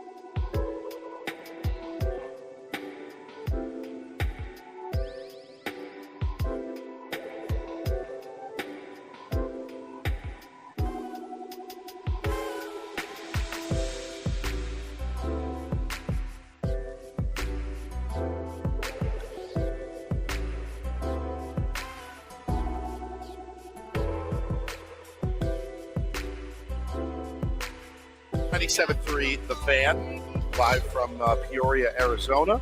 Sun is breaking free. And my man Zach over at the Padres just brought us out a big bag of clothes and said, what was his message, Ben? Suck it. Stop complaining about being cold and suck it. So he got some new beanies. You can see it here. Very nice. Looks very good. Ben did not put his beanie on. I'd like to see you in a beanie. I could probably put it on. I was working on everyone's complaining I was in the dark, so I got my light out of my car so you can see my face here. You look like a mafia boss that was doing a confession, but they didn't want anybody to see their face, like a hidden confession. It's a little bit better. Hi, everybody. Now that you can see my face this morning. We're setting up for Bob Melvin's scrum, so that's going to be odd, or we're trying to broadcast while Bob Melvin's doing his scrum. Did you see the news about Joe Musgrove, Benjamin? I did. He had. I saw AJ Cassavell reporting that he had 4 wisdom teeth out yesterday. Yep. But it's not going to slow him down. He will throw a bullpen session today. That guy's tough. Did you see what Jesse Agler said? Yes, he made some puns. The molar of the story is that Joe Musgrove is a tough SOB. Yeah. Thought that would get you. It's weird. Usually you get your wisdom teeth out at I'm taking a day off. Younger age, though. I had mine out, I think, at age like 17. My son had his out about the same time. So obviously Joe waiting a little bit longer, but maybe it was bothering him or something and wanted to get it taken care of before the season started. You got to make sure you avoid the dreaded dry socket, is what they say. Very, very painful. Got mine done senior year of high school, 2 days before my senior trip to Cancun. And my face was all swollen, and it was not pleasurable. But Joe will throw a pen today, probably with a little chipmunk face, and he'll get it done. He's here to work. There's been something different about this spring training than any other Padres spring training I've been to, and I think I've been to about 14 or 15 of them over the years. We'll get to that in a moment. First, you can listen to 97.3 The Fan on the Odyssey app for your chance to win a pair of tickets to Depeche Mode at Pechanga Arena on December 6th. Every hour you listen now through March 5th equals 1 entry in the contest. And we'll come back. Michael Waka scheduled to join us as well after a check of traffic here on 97.3 The Fan. From the Premier Cadillac of Carlsbad Traffic Center, part of the Premier Auto family, here's Kelly Danek. Traffic is sponsored by Pfizer. Well, guys, gusty winds and scattered showers. Good idea for folks to definitely give themselves plenty of extra time. Be extra alert once you are out there. We are getting reports of debris all around the county on our roads. Tumbleweeds, trees down, all that good stuff. So, yeah, definitely take it extra carefully out there. Fortunately, no accidents reported this time, so keep up the good work. When temperatures drop, COVID-19 cases may rise. So if you test positive and are at high risk, act fast, even if your symptoms feel mild. Ask your provider if an authorized oral treatment could be right for you. Visit treatcovid19.com. Sponsored by Pfizer. I'm Kelly Danek with Ben and Woods, San Diego's #1 sports station, 97.3 The Fan. All right, back here live at the Peoria Sports Complex here, Ben and Woods, and sitting down and joining us right now is the newest member of the San Diego Padres. And boy, he's taller. Very tall. Taller than I Lord. expected after I've seen him pitch for many years with the St. Louis Cardinals, obviously. A couple other clubs recently, now in Padres, brown and gold. Michael Waka joins us here on 97.3 The Fan. Michael, it's good to have you on the team, and thanks for sitting down and joining us here on Ben and Woods. Yeah, I appreciate it. I was walking in on my tiptoes, so I gave you a little. I get that as well.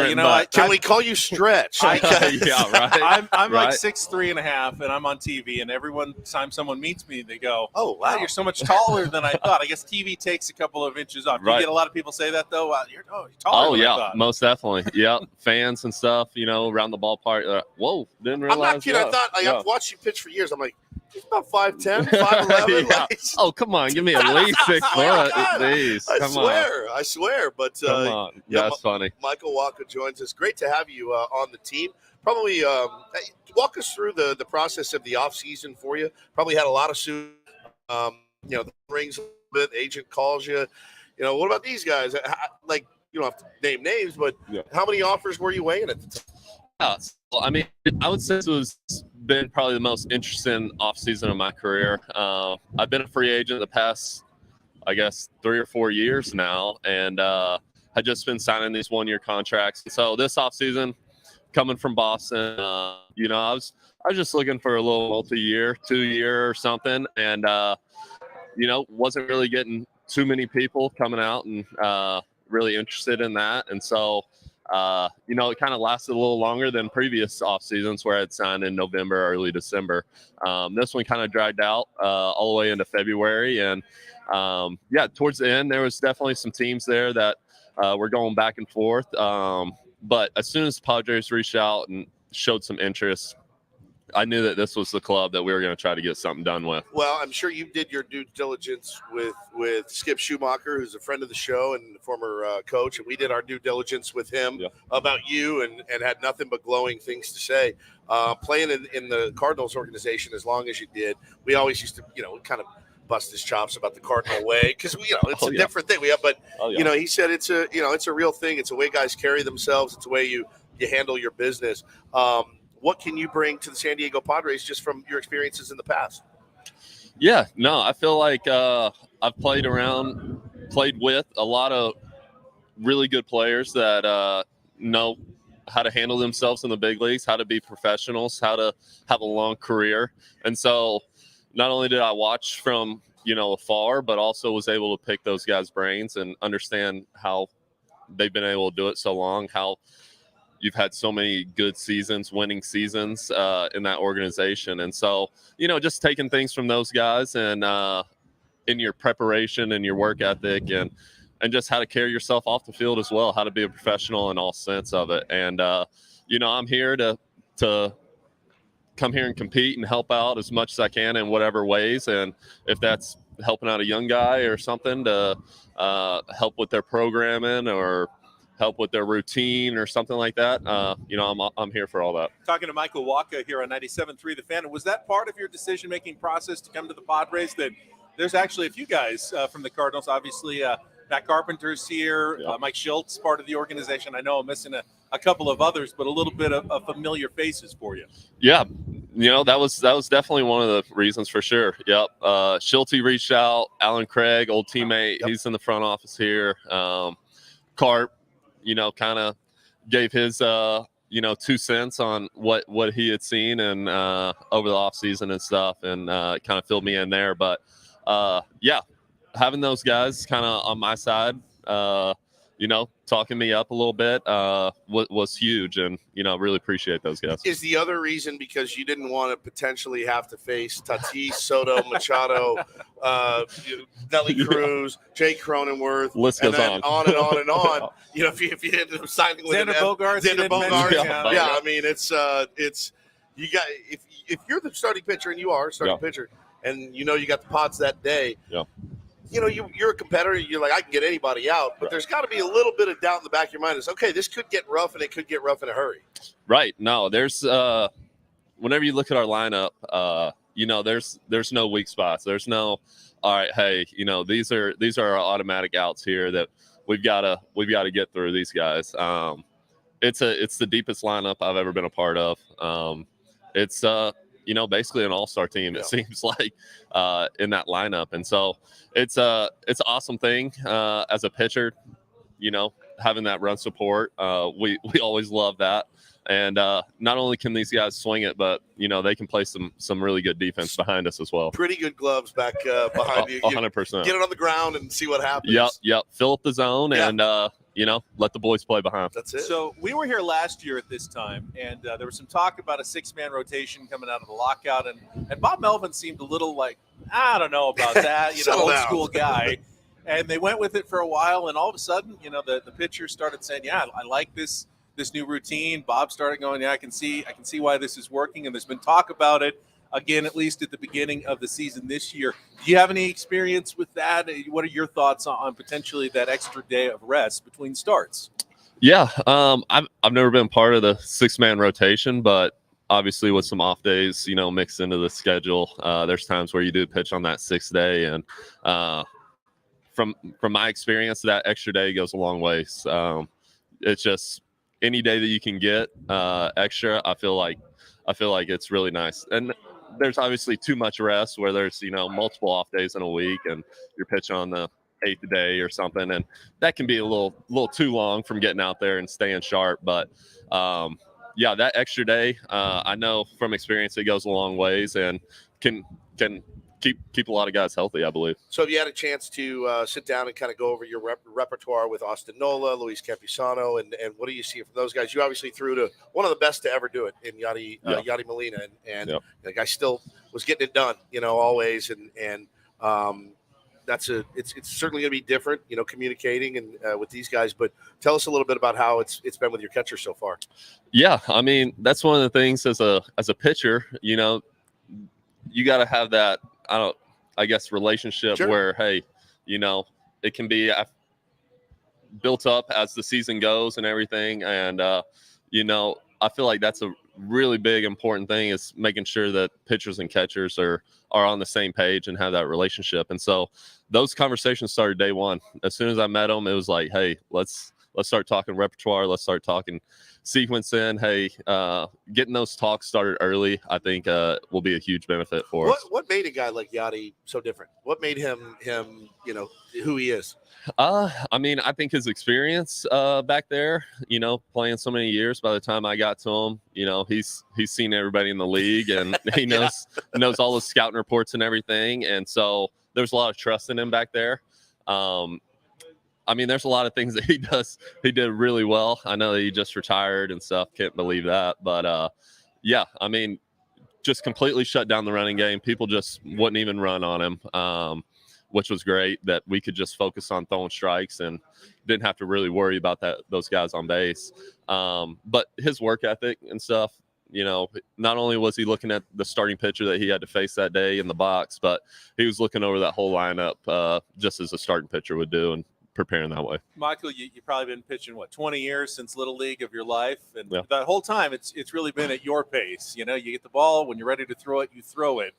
How are you preparing for the new rules this year with the pitch clock? How big of a deal do you think it'll be for you personally? And then the disengagements, anything else? Nick Martinez talked to us yesterday as well about the pitch comm and calling some pitches yourself. What are the preparations involved for you with all the changes this year? Yeah, no, that's a great point. It's definitely going to be different than, any baseball that I've ever played before with the shot clock on us.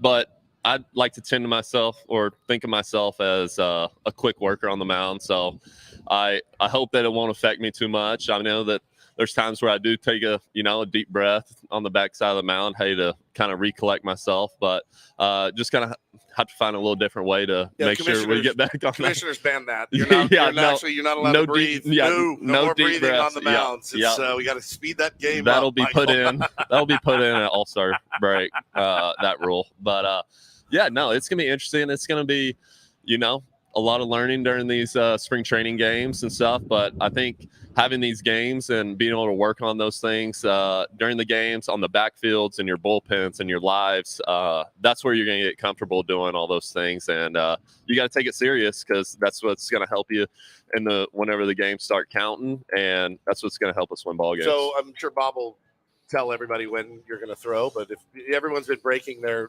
news on our show when you're scheduled to throw, what's the plan laid out for you? So I've got a live tomorrow on the backfields and then another live on that Monday, and then I think I'll be good to go game time. So whatever that is, 5-6 days after that. Awesome. So with Michael Walcott, with the Red Sox last year, the Padres bringing over Xander Bogaerts, and one of the things people have talked to us a lot about is his leadership, his presence, his experience. Just in 1 year with him in the clubhouse, what did you kind of see from Xander?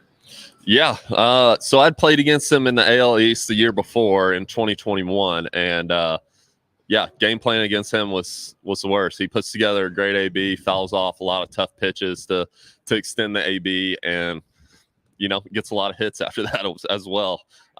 Comes through the clutch, and then whenever I joined up with the Sox last year, got to see it firsthand why he is so good, and it's his preparation.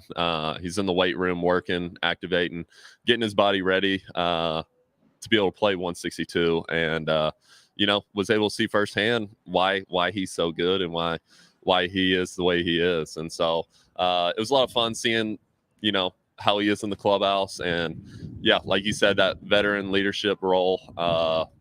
Would talk to the club whenever we needed it in those down times, and was really a good voice for a clubhouse. It's pretty wild to think about. Years ago, if you had said, I'm pitching with the Boston Red Sox, had a great record, great year, great ERA. And they didn't bring you back or whatever. And it's like, no, I want to go to a place where I can win. And that's with the San Diego Padres, what they've been able to do here. I know you mentioned it your first day, but it truly is remarkable. And to walk in the clubhouse the first time and go, oh my God, look at all these guys here. It's got to be a really, really good feeling for you coming off a great year last year. Yeah, no, for sure. It was, the whole league, I feel like I've said it before, the whole league kind of saw what was brewing down here in San Diego with some of those trades at the deadline, what they were doing last year. And it was like, hey, they're going for it down there. And so the whole league notices it. And, having the opportunity to be able to join up with this crew, it's an unbelievable feeling, and hope that we can go out there and win a lot of games. Yeah, no doubt. Well, Michael, welcome to the Padres Spring Training, and I look forward to seeing you in San Diego. You probably haven't, obviously as a visiting player, but you haven't had some San Diego time yet, so looking forward to that. Oh, most definitely. Yeah. No, family's excited to get down there and SoCal, and get to work for sure. Awesome. Nice meeting you. Thanks so much. Thank you guys very much for having me. Michael Walker, new Padres starting pitcher, with us on our Premier Chevrolet of Carlsbad fan hotline. Save money the right way with Premier Chevrolet of Carlsbad. Visit them today in the Carlsbad Auto Mall. Chevrolet, find new roads. I don't think I thought, oh yeah, the Padres will be okay. They got 5 pitchers. They'll make do. I don't think I realized how much more comfortable I feel now as a fan. 100%. Having that 100%. guy here at the extra body in the starting rotation, a guy who obviously has had some success, knows what he's doing, doesn't have to be the ace of the staff, just has to go and do what he's done in the past. And that'd be perfect for the San Diego Padres. He's a career 4 ERA pitcher. He had a better season than that last year, but heck, you get a 4 ERA starting pitcher with the kind of offense that the Padres can put together at the bottom of your rotation. Really. I know that they say wins and losses aren't the most important stat for a pitcher, but this year with the Padres, kind of is. You don't have to have a 2 ERA. No. Go out there, make sure you finish 5 or 6 innings.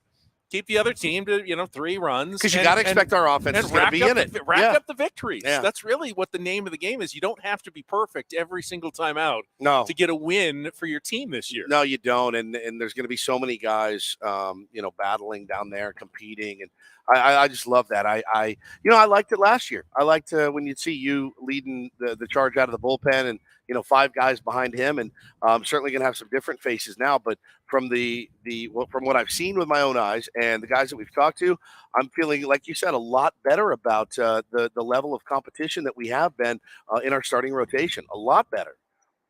All right, before you make your next bet, make sure you check out BetQL. They look at every bet from every game to find you the best possible bets out there. They rank them all on a scale from 1 to 5 stars with all the data and analytics you need to win more. And right now, you can download BetQL, the BetQL app, to get 3 days of BetQL access absolutely free. Well, another 2 hours has flown by here at the Peoria Sports Complex, but do not go anywhere, because the next 2 hours should be equally spectacular. The skipper, Bob Melvin, going to be coming out here in a couple of minutes. Peter Seidler, Padres owner and chairman, in a lot of headlines yesterday.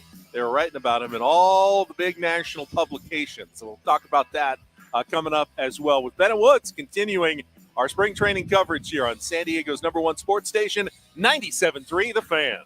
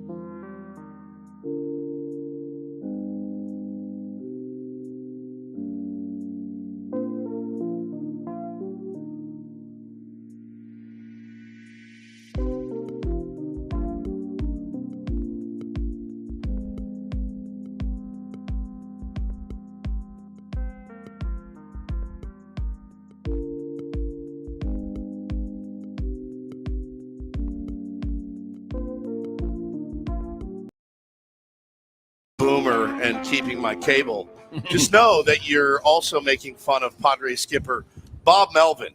Brothers in solidarity. Neither of us have been able to cut the cord yet. Welcome to the show. It's good to have you back. Is that what we're going on? That's what we're going on. We're talking on about streaming and so forth today. Streaming and so forth. It'll be a short show then. I love it. I got to get my local news today. As someone who's been on the local news for the last 20 years, I do have to ask. So, do you stick around for the local sports Yahoo at the end of the local news, or you usually change it after weather? Depends on what time of season it is. or if we won or lost. Yes. Don't need to relive that 4-2 loss to the Brewers again at 11:25 p.m. There you have it. Well, it's good to have you with us. Obviously, great year last year, a lot of fun. The work starts all over again, and we're out here. It's cold, it's windy, it's baseball weather. You've got a bunch of new faces that you get to manage and make decisions on. How's it been so far? Oh, it's been great.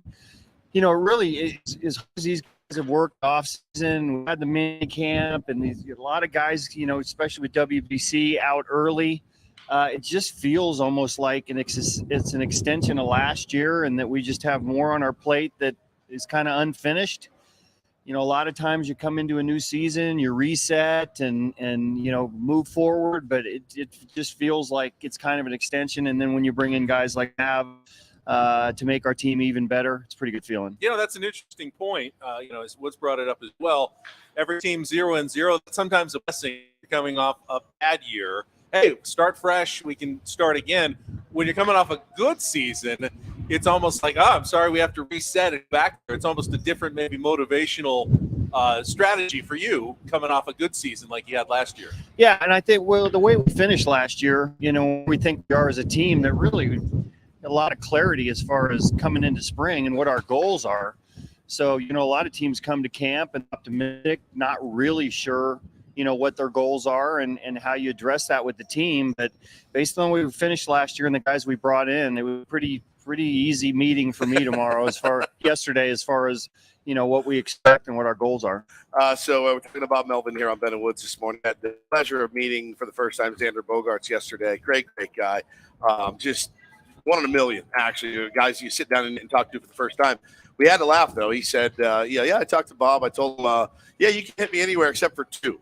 And I was like, man, you just got here. You're telling the skipper where you want to hit. That's got to be I think we've talked to you about it before. The lineup construction is going to be a fluid thing, I would imagine, and seeing where guys are best suited. We're going to try to get our best guys up there as often as we can, and then when Toddy comes back, then it takes it to a new level. But he doesn't have to worry about it because Juan Soto is going to be in that spot anyway. I told him that.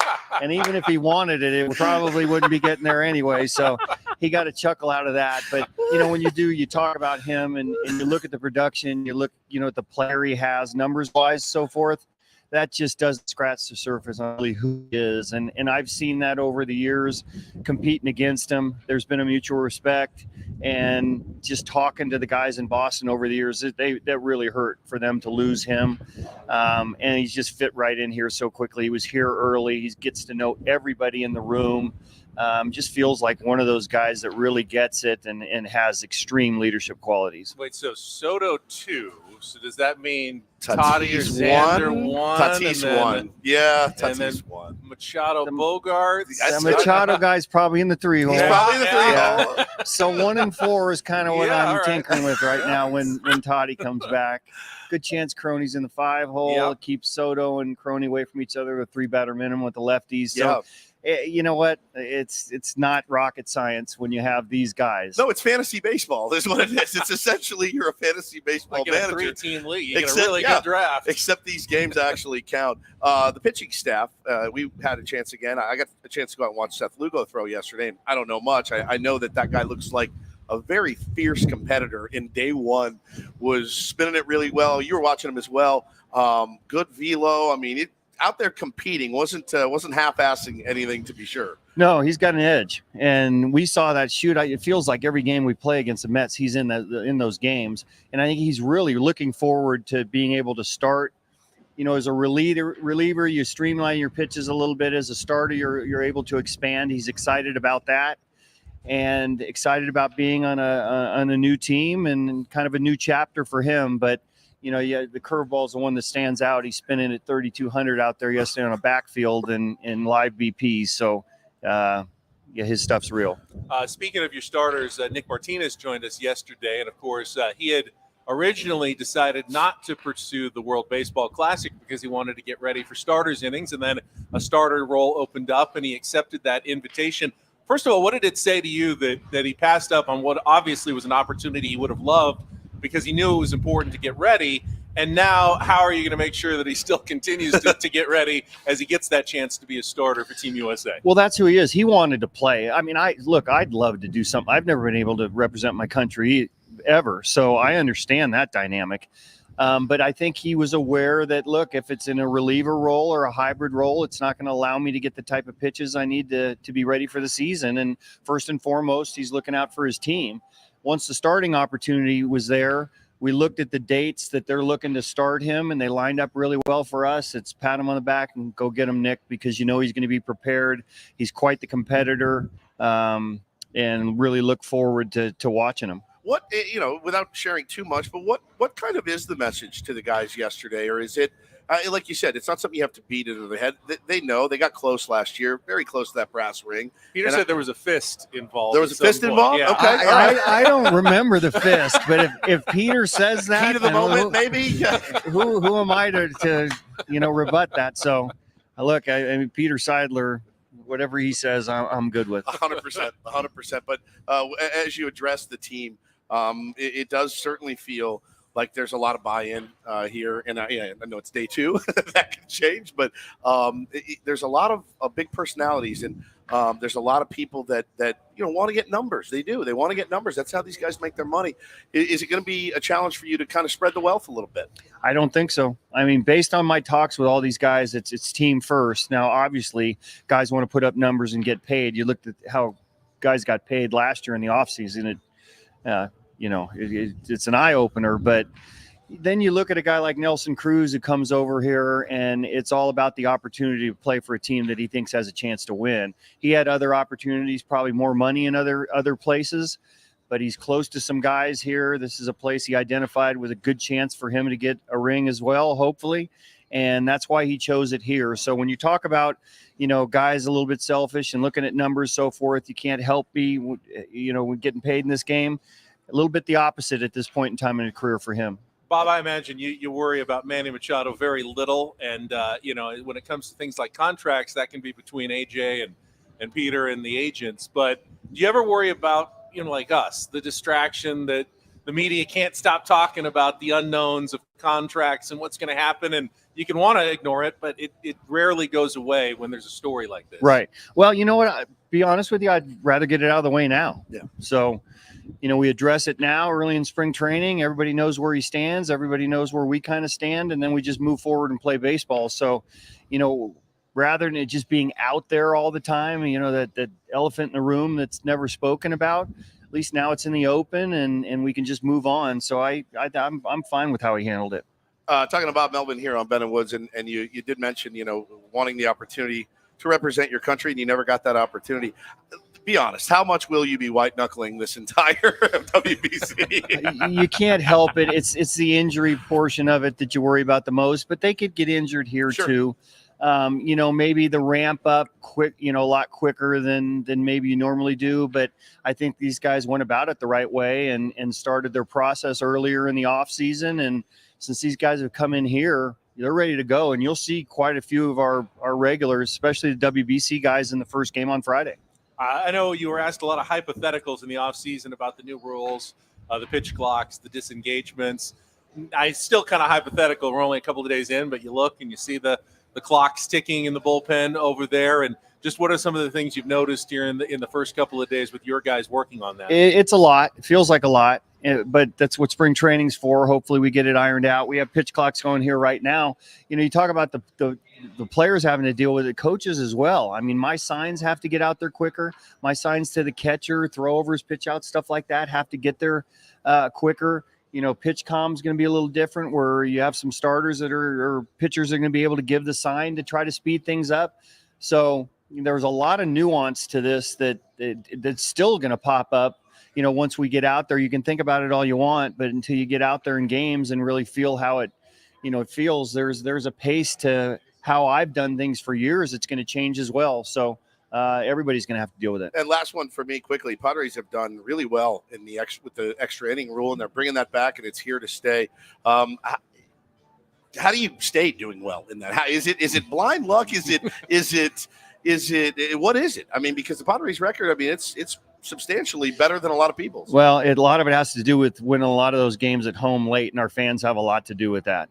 I mean, the momentum that we feel and the inspiration that we feel at home late in those games, we get into that extra inning and have a chance to win late. They're a big part of it. And I really feel like that was, really there for us all year. But, one-run games typically have, it's either a defensive miscue or something that transpires. You have to play clean later on in games. We were able to do that. Hopefully that's the case going forward. As crazy as it was last year, it's going to be even crazier this year. I love that because you hear about football teams always going, the crowd lifted us to the victory. Yeah. They made it hard for the other team. You rarely hear about it in baseball, but at Petco Park, anywhere, if there is that kind of advantage, you've got that at Petco. We saw it all year. I think, 10 walk-offs at home or something like that? It's a lot. I mean, you got 81 games and 10 were walking it off at home. Hopefully we can hold up to that standard. Well, good news, Bob. You get to put down this microphone and then head about 3 steps over there. And answer the same questions again. Good luck. That's okay. Thank you. You guys warmed me up. So, Bob, you need some warmth this morning. That's for sure. Bob Melvin, skipper of the San Diego Padres, with us here on Ben and Woods. Thank you so much. Thanks so much. Yeah. All right. So since he's about to get that started, why don't we take a little break, get some traffic in, and then we'll come back. Sammy Spring Training is here. We got Peter Seidler going to be joining us later in the show. Lots to get to still. It's Ben and Woods live from Padres Spring Training in Peoria, Arizona on San Diego's #1 sports station, back after traffic here on 97.3 The Fan.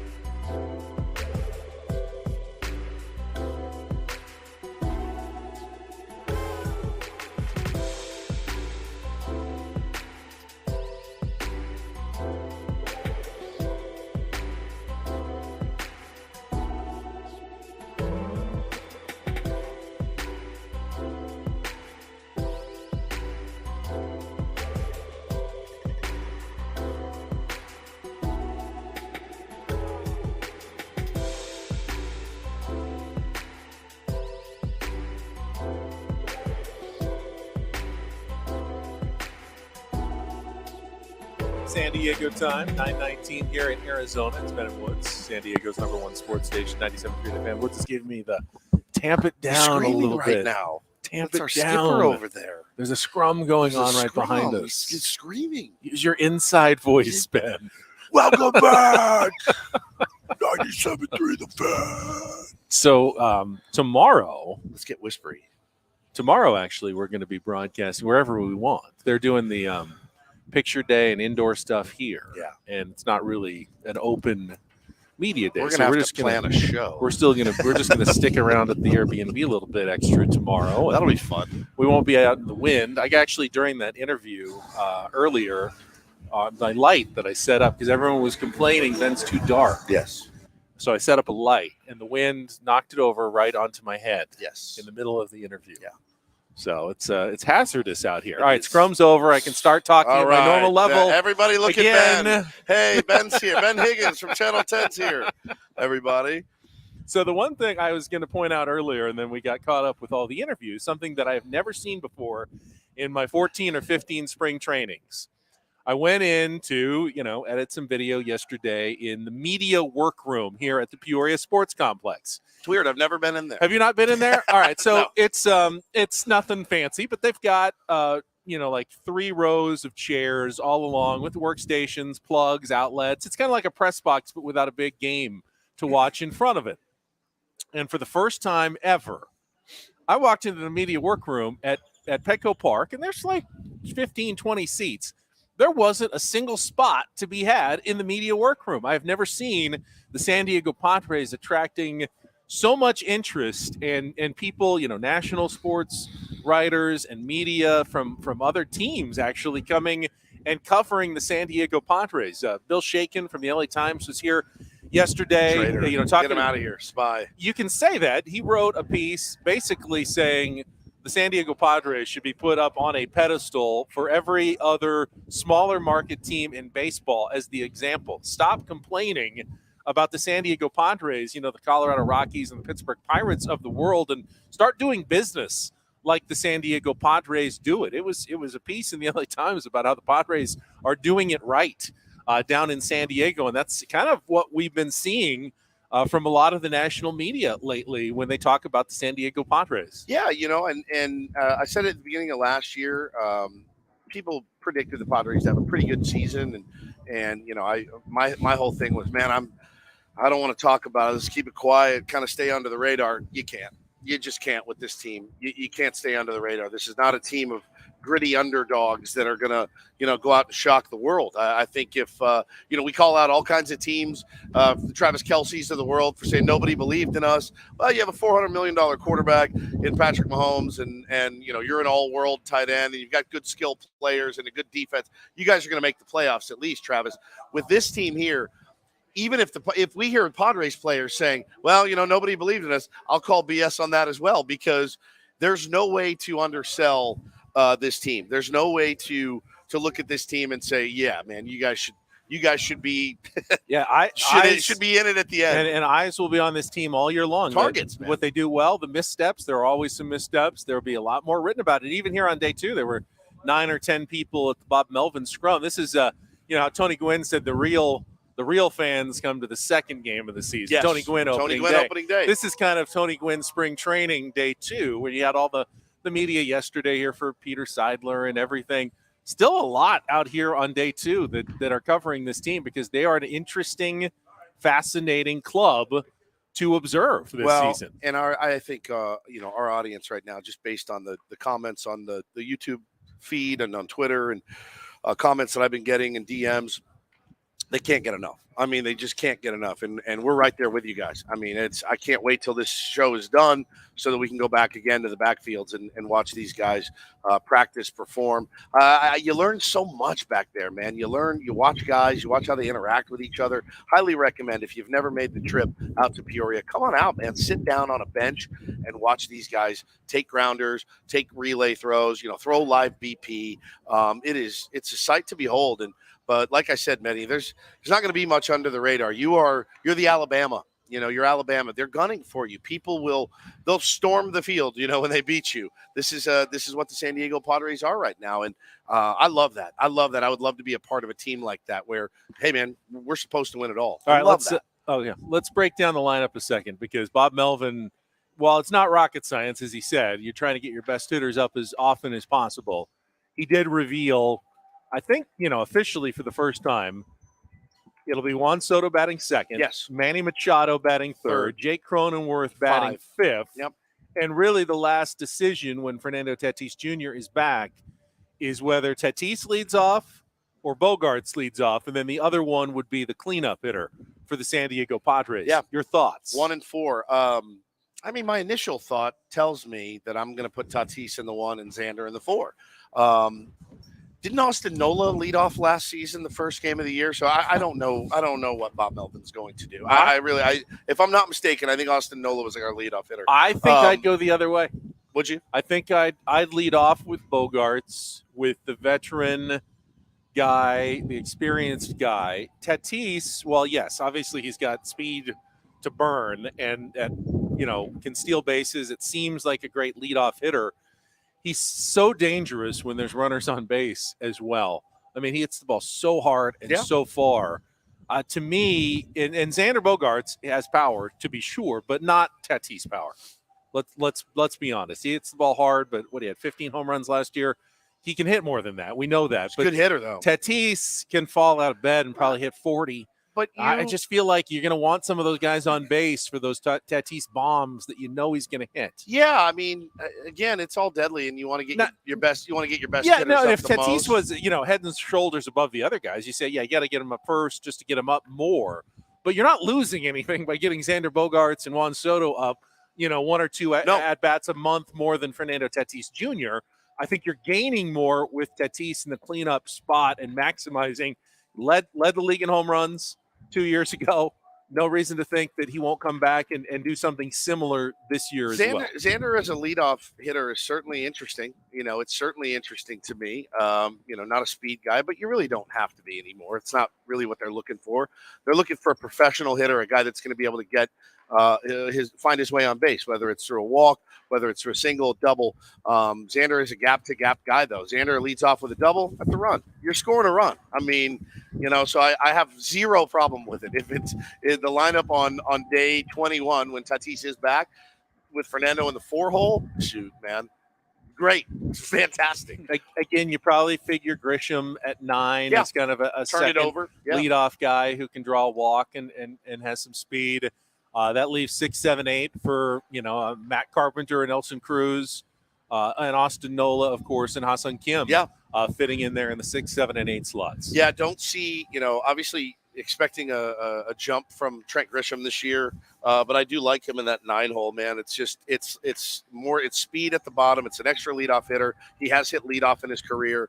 If he could, find a way to have a 300, 350 OBP or something, Ben, just him getting on base. Imagine that. Imagine him being on second for Xander Bogaerts when he comes up as your leadoff hitter. I mean, bro. And it's not a pie in the sky dream. He actually has done it. Yes. In the big league level. He's had an OBP in the 360, 70 range for a full season. Yep. So it's not something you dream on. It's something doable. And I saw that, he's a little more upright. You saw him taking some batting practice out here, at least starting a little bit. His hands, something's changed. I don't know exactly what it is. We said hi as he came in this morning. Seems to be in good spirits as he's come in a little bit, but he's made a little bit of an adjustment. We'll see if maybe that's what was missing this last, season to 2 seasons, really, where he hasn't been quite the same player at the plate. Yeah, Preston he writes in on the YouTube feed here. He says, Tatis, got to bat first. Most at bats for your best hitter start the game with a 1-0 lead a lot of times. Bro, can totally get behind it. Can totally get behind Tatis in the leadoff. But I'm not going to have a problem at all if it's switched. But it was fun to hear Bob say he's not going to have to worry about the 2-hole. That belongs to Juan Soto, regardless of matchup. 2 and 3, Manny and Juan. Getting Soto and Cronenworth separated, he said, was big. Croney in the 5, and on we go. I mean, imagine Nelson. You gave him a little bit of an out. You said, well, I'm sure it'll be fluid as things go. He's like, no, he not said, really. not really. I mean, it sounds like he's he's kind of deciding on it, and once he decides on it, that's what he wants to go with. I mean, with his 1 through 5. Obviously, you wish that that Tatis was going to be there from opening day, but it's 3 weeks. You're going to have to weather the storm without him. You got some good teams you're facing, man. Some really, really good teams in the Braves and the Mets that you're going up against. You'd love to have them. You don't. So going to have to figure it out. I think it's going to look – well, that's another question. With Tatis being out, well, then what happens? What's your – Yeah, I mean, that's one of the only questions so in spring training. 2 and 3 is going to be Soto and Machado. Who bats leadoff? Is it Ha-Seong Kim? Is it Trent Grisham? Is it Austin Nola? Is it, whoever? And then who bats 4? Is it Nelly Cruz? Is it Jake Cronenworth? Is Croney your leadoff guy day one? You never know. He does have a lot of toys in the garage he can play with. And it's nice to, it's coming. So, it's not like an unexpected injury. Oh, we're going to be out without this guy for 3 weeks. I got to create a new lineup tomorrow. Yeah. Bob's got a month plus to know what's coming and, to get everyone prepared. Okay, hey, you're going to be leading off for the beginning, but, the plan after 3 weeks, here's what the lineup's going to look like. It shouldn't come as a surprise to anyone. So much fun to think about, just to watch these guys. And, yeah, who knows? Maybe it's Matt Carpenter in the leadoff spot, day one. You just never know. A guy that can give you a pro AB, get on base. I'm so excited to see how he utilizes all these puzzle pieces. It's going to be a blast. You often hear AJ Cassavell from MLB.com covering the Padres joining us throughout the season, but we always get him on the phone. It'll be nice to talk to AJ in person. He's going to be dropping by the table here on our back patio location, the Peoria Sports Complex. We'll be back with more Ben and Woods on San Diego's #1 sports station, 97.3 The Fan.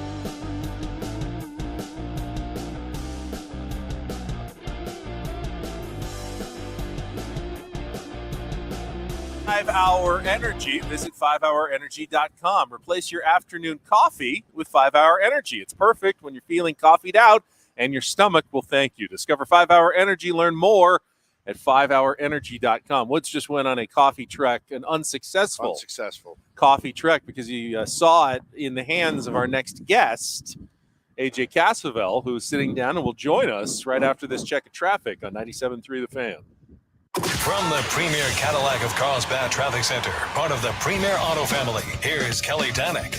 Traffic is sponsored by Pfizer. Several things that might slow you down this morning. Got a crash on the northbound side of the 805 right before the 52. Not showing if lanes are blocked. Also, stalled vehicle westbound King Freeway near Lemon Grove. It's over the right shoulder. Got lanes blocked on the southbound 67, a collision at Scripps Poway Parkway. When temperatures drop, COVID-19 cases may rise. So if you test positive and are at high risk, act fast, even if your symptoms feel mild.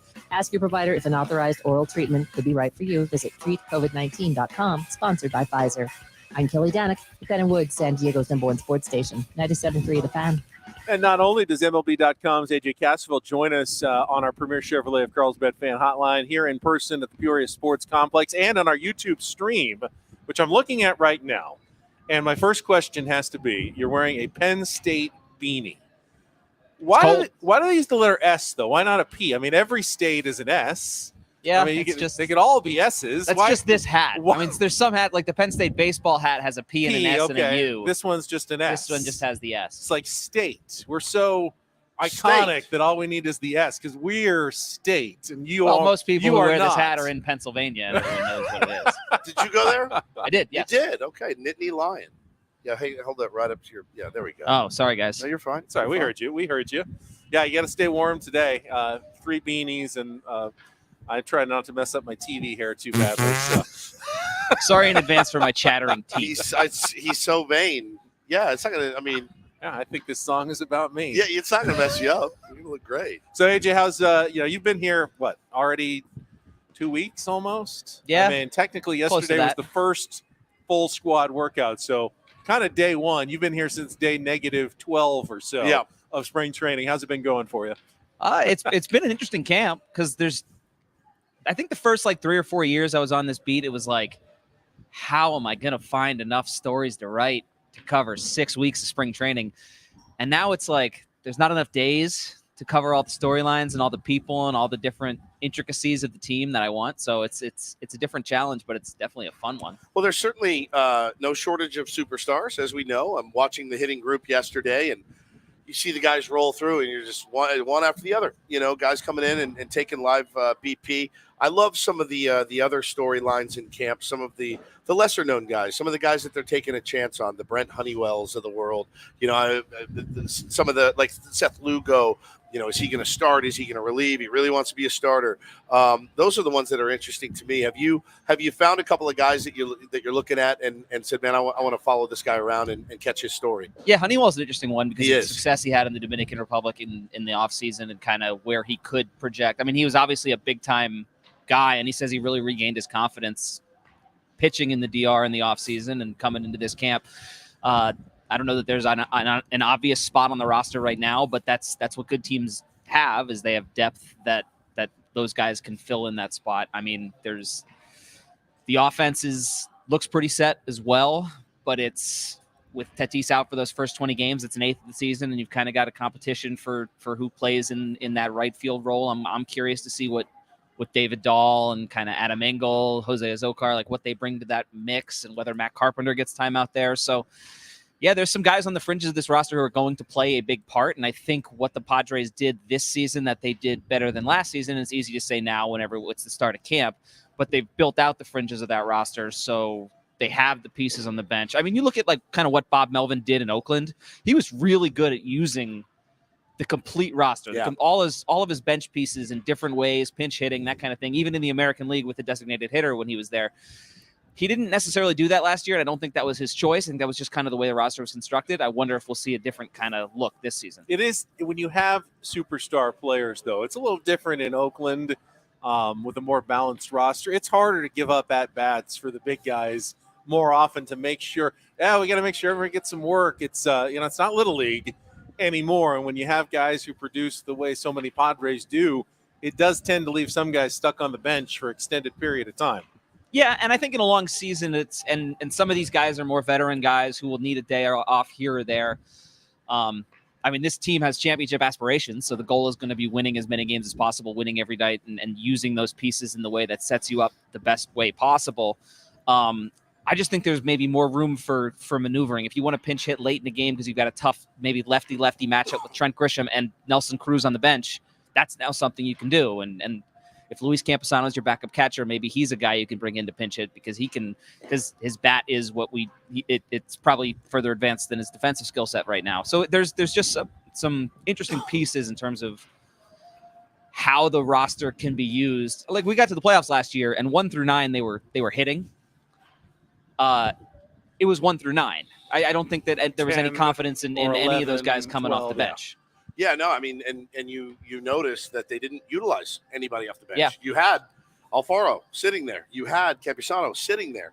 And Austin Nola, we watched it. He ran out of gas. I mean, to do what he did, the last ABs were kind of weak ground outs and rollovers. The guy was cashed. I mean, at this point. Yeah. And so, you mentioned it probably wasn't Bob's choice. I wonder, if that was kind of a part of a directive, a conversation he had with AJ Preller of like, look, let's get guys that we're all comfortable using in positions like that, because I think he maybe felt a little handcuffed in some of those bigger games down the stretch. Well, and AJ Preller talked about this a little bit last week at Cactus League Media Day about how guys like Matt Carpenter and Nelson Cruz coming in, and if they're going to share playing time, that's maybe not a setting that San Diego would have been inviting for in the past. Like if you were coming to the 2018 Padres who were going to win 71 games, you probably want to play all the time. Yeah. But these guys are more bought into the fact that, you know what, if I'm platooning or if I'm getting 100 starts and 50 games off the bench, that's a role I'm comfortable being in here because of the aspirations this team has and where this team could go.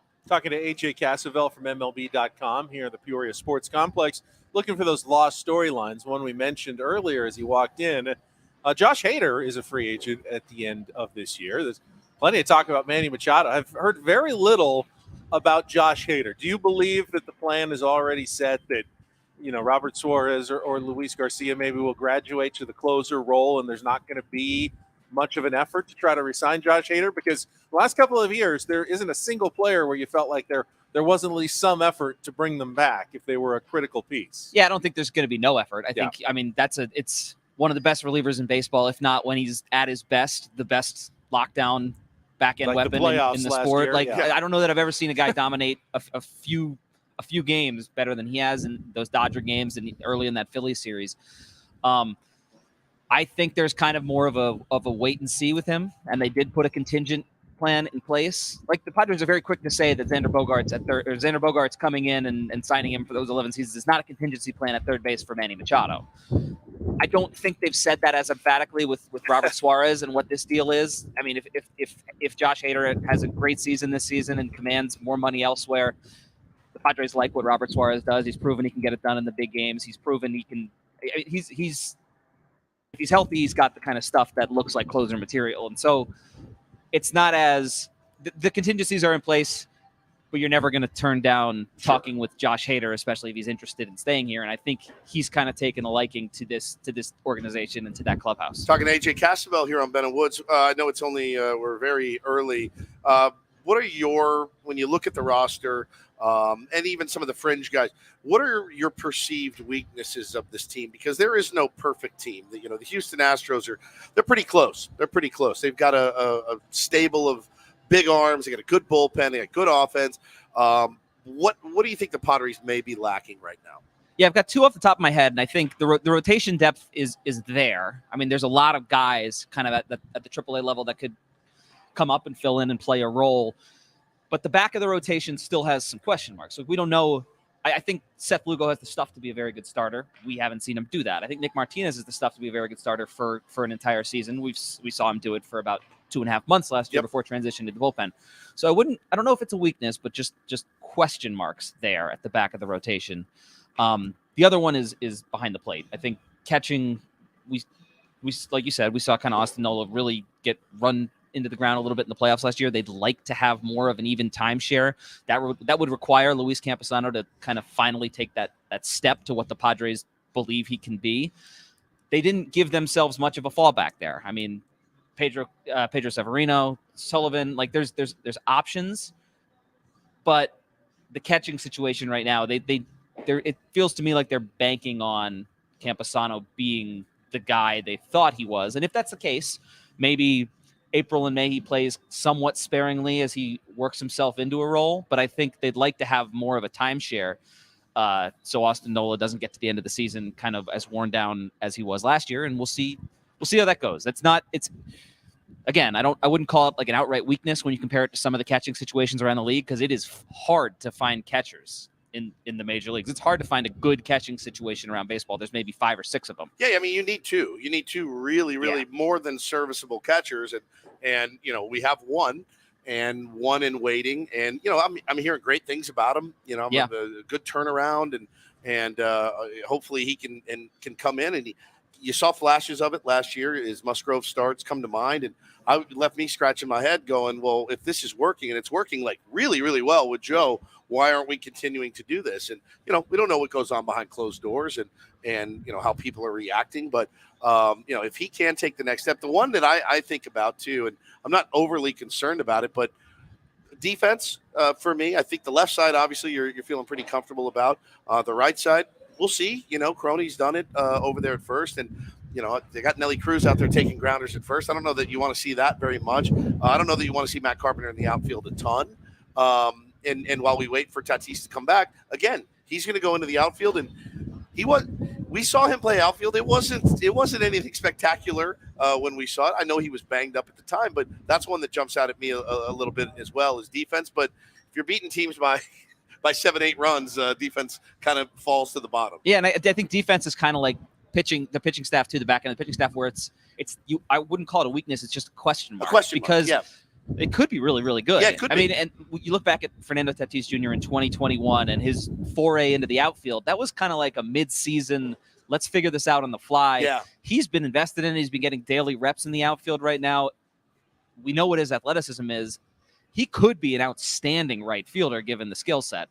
The infield, there's a huge shakeup across the board, but I think we know that a lot of those guys are really just solid defenders either way. So there's a shakeup on defense, but there's also some legitimate Gold Glove candidates on defense. So we'll kind of see how the pieces fall. AJ, with your reporting, what have you been able to separate the fact from the fiction on the Manny Machado, the contract deadline, the offer, the counter offer, anything that has or really hasn't taken place? And what's your read on the situation? So my read is that Manny set a deadline at the start of camp for when he wanted to get this thing done. What my biggest question now is how willing is he to negotiate now that deadline has passed.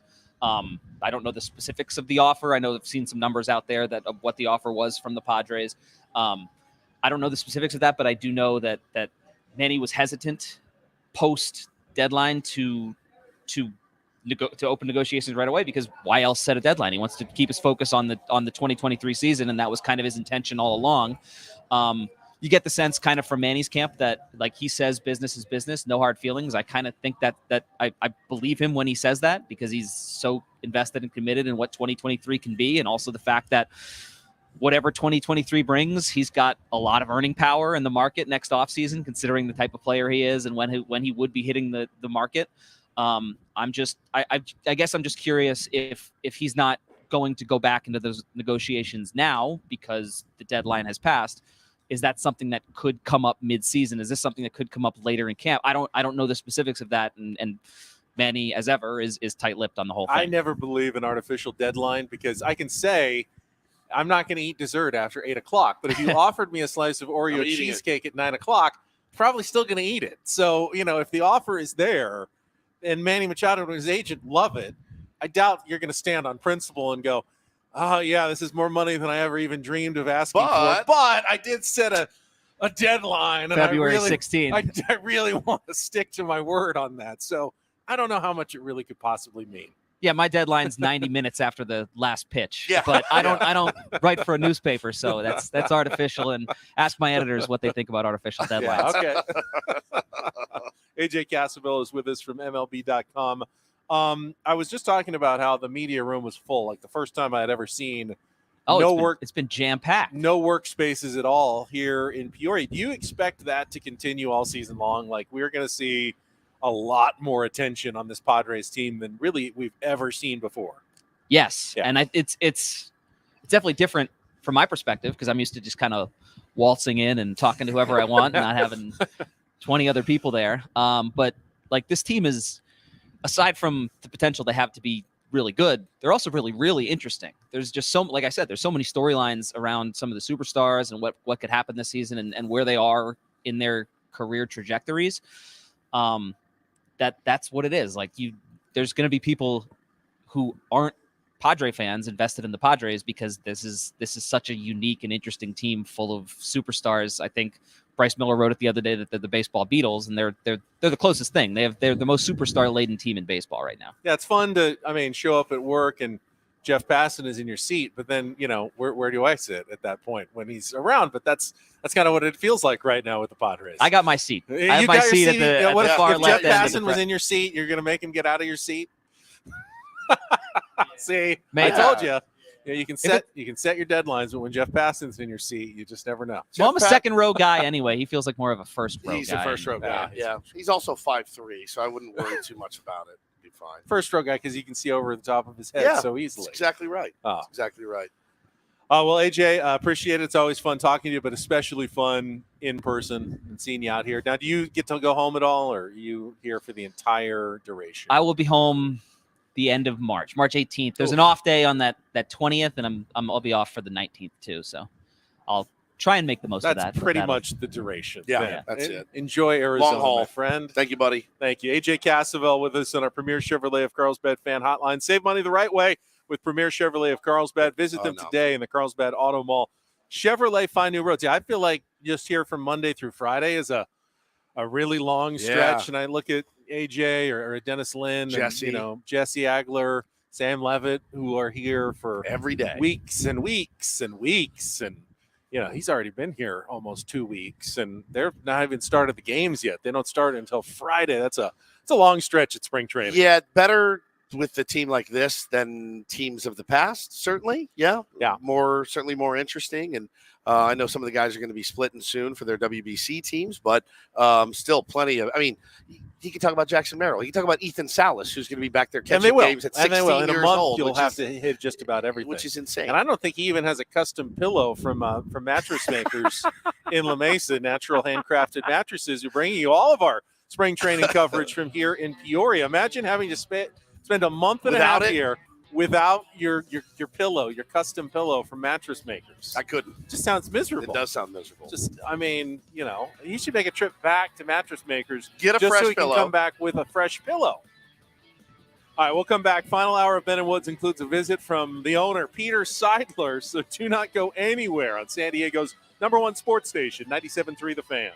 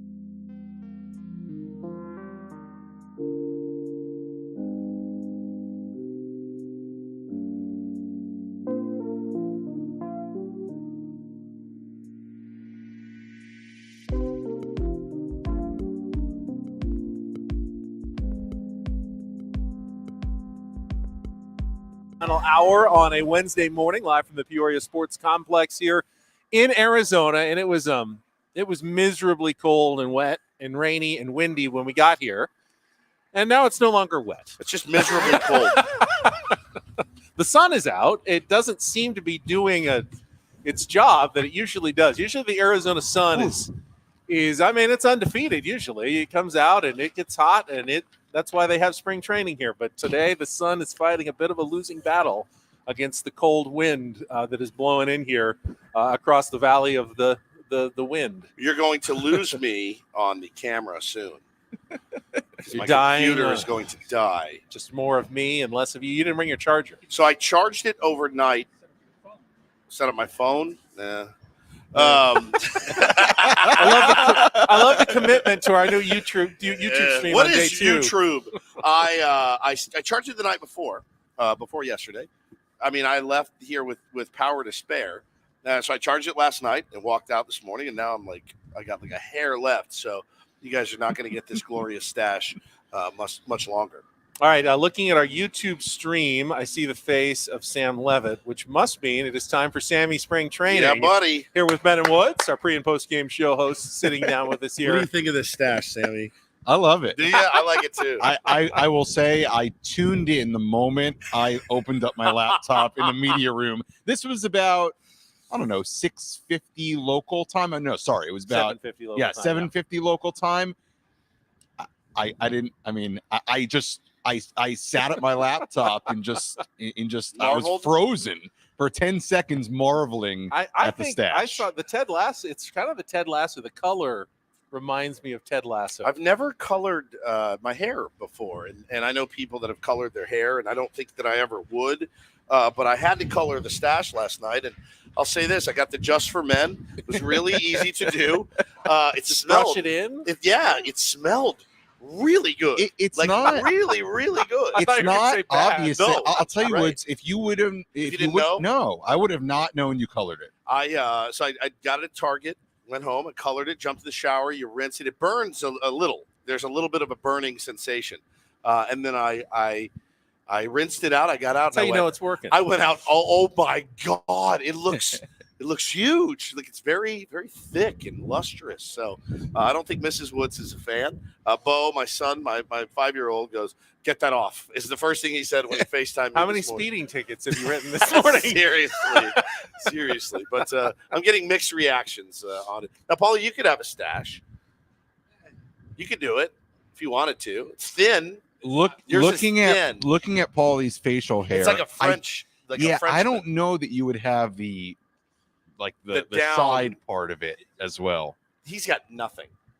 Sorry, we only have 3 microphone ports, right? So me and Samuel share. I've never been a fan of the mustache personally. The beard was tough enough. Yeah, it never grew in well. It took way too long. Like some guys, you give them a week and they'll have a full beard, and it takes me like over a month. Yeah, and I never had the gonads to let it go that far. Then we had the pandemic hit where I didn't have to see anybody for months. So I was like, all right, I'll let it go. So I'm thinking about, you saw Ben was making fun of my facial hair yesterday. He said it looks terrible. It looks better today. Well, so I shaved. It really does. I shaved all of this, but now I'm thinking I'll let it grow back, Just for Men, the whole thing, and then I'll have a big, bushy, luscious, dark David Dahl style beard, which I've always kind of wanted. Keith Hernandez, I believe, was a big spokesperson for Just for Men. I love Keith, so I love Just for Men. I say go for it. I loved it. It was a very simple process. So thank you, Just for Men. So, Sammy, how'd you spend day one, first full squad workout day yesterday after obviously you were on with us and did the scrum and the media? What occupied your time the rest of the day? To be totally honest, it was pretty similar to the last few days. The big addition the last few days as far as on-field work has been the live batting practice, having the matchups pitcher against hitter and getting to see, guys like Manny and Bogarts and Soto and Tatis, and the list goes on and on.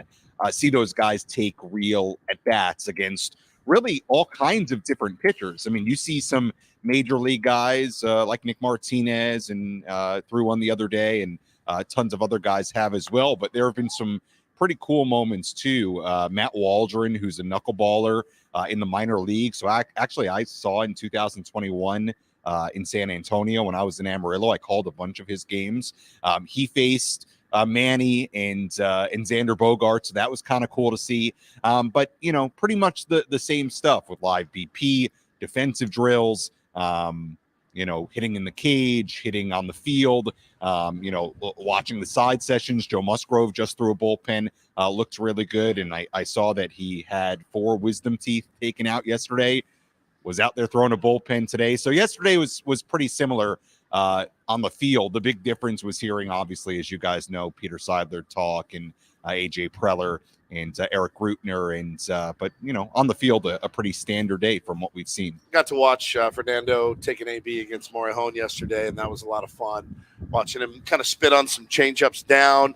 Had a little difficulty recognizing a changeup, but then ended up getting a knock on a 3-2 pitch. Everybody goes up there and takes like a full at bat, 3-2 pitch, and he ended up fighting one off and grabbing a knock. That was pretty fun to see, and just getting that kid and his energy back around all the guys it's spectacular. Sammy, it'll be your first real go around with Fernando Tatis Jr. I have not seen Fernando Tatis Jr. play in person since he was in the minor leagues. Yeah. I mean, it's an electric factory is what it is. I'm super excited to see it. Bob Melvin talked a little bit about him today, and I guess I'll just report to you guys what Bob Melvin had to say.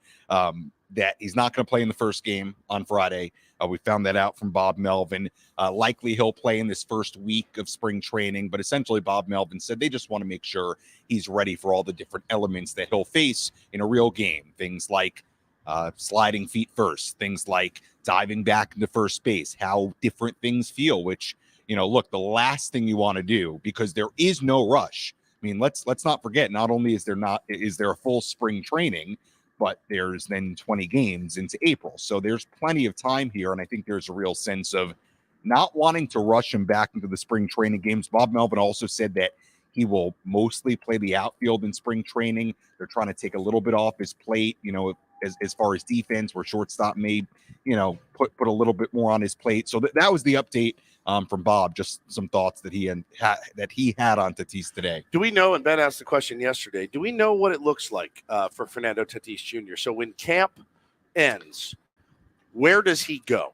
It was asked today during the media availability. There wasn't an answer yet. Okay. Bob Melvin said they're still figuring out kind of what everything looks like. Where could he go? Would he go to, is he eligible to go to Elsinore and get ABs? Is he eligible to go to El Paso? Question. I was under at least the belief, and I don't know how many games it is, but as your suspension comes to a close, whether it's 7 games or 10 or something, that you can go on a minor league rehab assignment before you can be activated to the big leagues. Because I can't imagine he's sitting in his condo and they're like, all right, welcome to, before that, I mean, when he was the suspension last year, he could be at the ballpark, but as soon as, whatever the game, official hours were, he could not be with the team anymore. So he actually did have to leave and go back and, watch sit on his own TV. Essentially and watch the game on television. And I don't know how many games left that he'll have to do that before, maybe he is eligible for a rehab assignment. They also have extended spring training here. Oh, yeah. I've never been to extended spring training, so I don't totally know as far as like what they do if they actually play intra-squad. Better games be quiet, here. or Adam's going to make you stay for extended spring training. So if they extend the reservation, but that could be a possibility too, that he's here for extended spring training and stays ready that way. It's a good question because there's this weird period between spring training and when he'll come back. I would imagine, this is just me talking without really asking anybody, I'd imagine if he can go play in real minor league games, that they probably would want him to do that, to stay as game ready as he can. So we'll see. But it's funny you asked that, because that was asked today, and I think that's something we've got to find out over the course of the next few weeks. There's a lot of time between now and then. Yeah, I mean, a lot can happen. And the more reps he gets, the better. But yeah, it would be hard to imagine. You just got to sit 3 weeks at your condo and hit off the tee and at the ballpark, and then all right, I'm back, and then put me in the lineup, coach. When he had COVID, essentially, he did nothing for 10, 11 days Yeah. and came right back He with jogged a once, home I think run he said. Yeah. He didn't ran do much. one time and hit, a few balls off the tee. Talking to Sammy Spring Training here, and I'm curious, as someone who covered the minor leagues as much as you did, spring training is a little different for the minor leaguers. I mean, we can see behind me and in front of you guys, they call them the backfields, the ones, there's a 4-diamond complex. You got to hoof it way out there where, after a few days, I think the minor leaguers are starting to show up now, and they'll have their own programs and everything that go on out there, and they kind of keep them a little separate. I mean, they're in the building, but there's a separate clubhouse for the major leaguers and the minor leaguers. They're all here, but their schedules are different. Their paths don't cross that much, and it's almost like a carrot. You get so close. You can see it over there. You can see the big league clubhouse. You can see the big league mounds and diamonds over there, and it's like, oh, I just want to be there so badly. Yeah, it's a really big deal when you get a locker in that major league clubhouse. Which some minor league guys do have right now in the major league clubhouse. It's a big deal, and you're right. It's something to strive for. Look, there's all different kinds of situations, and this year we may see more minor leaguers in some of these games, or at least for a longer period of time because of the World Baseball Classic. But, look, I think spring training day to day, as far as what they're doing, is really similar. I mean, they're hitting, they're fielding, they're throwing, they're taking live BP, but you're right. It is kind of separate. It is, I think at times a little bit later in the day. Like the other day I went back there to watch Lake Bacher throw, who was with me in Amarillo in 2019, who's had some Tommy John surgery and is now, has pitched last year in the minors and is here, and it really is very talented. I would love to see Lake make it to the major leagues. So I went back to watch him throw. So normally after they're done, I'll take one lap to the backfields there and just see who I can find. And look, it's interesting with the Padres, right? Because the last few years, we really haven't talked a lot about, big impact prospects, really, aside from Mackenzie Gore and CJ Abrams coming up last year. Those guys that you talk about for a few years, we haven't talked about a lot of them actually coming to the big leagues because, they've been traded away, in a lot of the deals the Padres have made. So, but it's, it's always interesting to watch those guys. And, I have a lot of respect for the minor league guys who come out here and are really grinding, and they're chasing to go over to those fields and be in that clubhouse. And, it's amazing because there's a big difference. It's a life changer when you get that one opportunity. It is, from, the money perspective, all of it. So, look, I root for those guys. They're grinding away, and I respect it. I don't know about you guys, but I'm always, this time of year, get a little fidgety, and being out here doesn't help. You're ready to get the time of year, get the games going. Okay, touche. Okay. All right, let me amend that. I get really fidgety for baseball, and they announced the broadcast schedule yesterday and all the games that they're going to be airing, and I'm like, I'm in. I just want to watch every inning of every game. I want to see some of the kids, and again, with some of the stars. Not that you see the stars 4 or 5 AVs in a game in spring training anyway, but man, let me know when Jackson Merrill is holding down shortstop, when Xander and all the guys are gone. Let me know when Ethan Salas at 16 years old. I can't wait to see, because they said he's going to come. I'm going to die. He was here yesterday. Salas. He was over there just watching stuff. Yeah. I don't know if he arrived yesterday. So he is here. I did not see him today, but I know he is here. But yeah, it's going to be cool. Has anybody heard or seen Cole Hamels? Yes. You saw him. I've seen him in the clubhouse a couple times. Okay. Has he thrown? So I'll go back to my notes. I wrote these down. This guy's unreal. So Bob Melvin was asked about Cole Hamels today. But before I get to that, yes, I have seen him a few times, and I've seen him in the clubhouse now a couple of times. I have not seen him talk to any media yet. No. He just hasn't really been at his locker, but I am going to try to do that when we can get it. Bob Melvin said, with Cole Hamels, not going to see him in a spring training game. It doesn't sound at all. Really? I'm just telling you what yeah. And we're going to post the video so everybody can see kind of the question and what Bob Melvin said, but it didn't sound like that today. It sounds like they're going to move him along slowly. So I don't want to misquote at all. We'll post the video. That's fair. But it didn't sound like it today. Breaking news. Barring any injuries, the Padres kind of know who the rotation is going to look like early in the season. But you never know what kind of depth you're going to need, and if you bring him along slowly, it may not matter if he's ready in May or June. If that's when you need a starter, and he's coming and he's throwing and can give you some innings, maybe that's valuable to the Padres. Exactly. Maybe he's not an option if you needed an arm in April or May, but maybe he's more of a midsummer type of option. Look, he's on a minor league deal, so. We'll see. Well, like Julio Teheran as well. I guess it's kind of a wait and see. Let's see how he does. Let's see how he looks. Let's see what the stuff looks like. But I'm looking forward to getting a chance to talk to Cole Hamels and ask him some questions. And look, he's obviously has a track record. So who knows?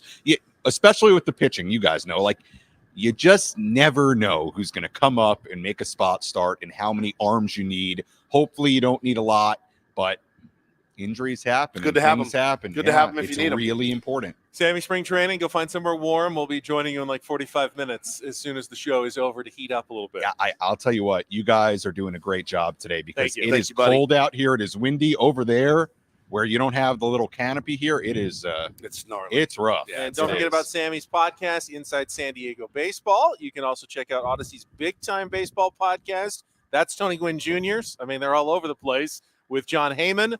Giving you the inside scoop on everything from the field to the clubhouse and the front office. New episodes of Big Time Baseball available on the Odyssey app, wherever you get your podcasts. We'll come back. Peter Seidler, just a little over 10 minutes away, I think. So stick around. You don't want to miss it. More Ben and Woods after a check of traffic here on 97.3 The Fan.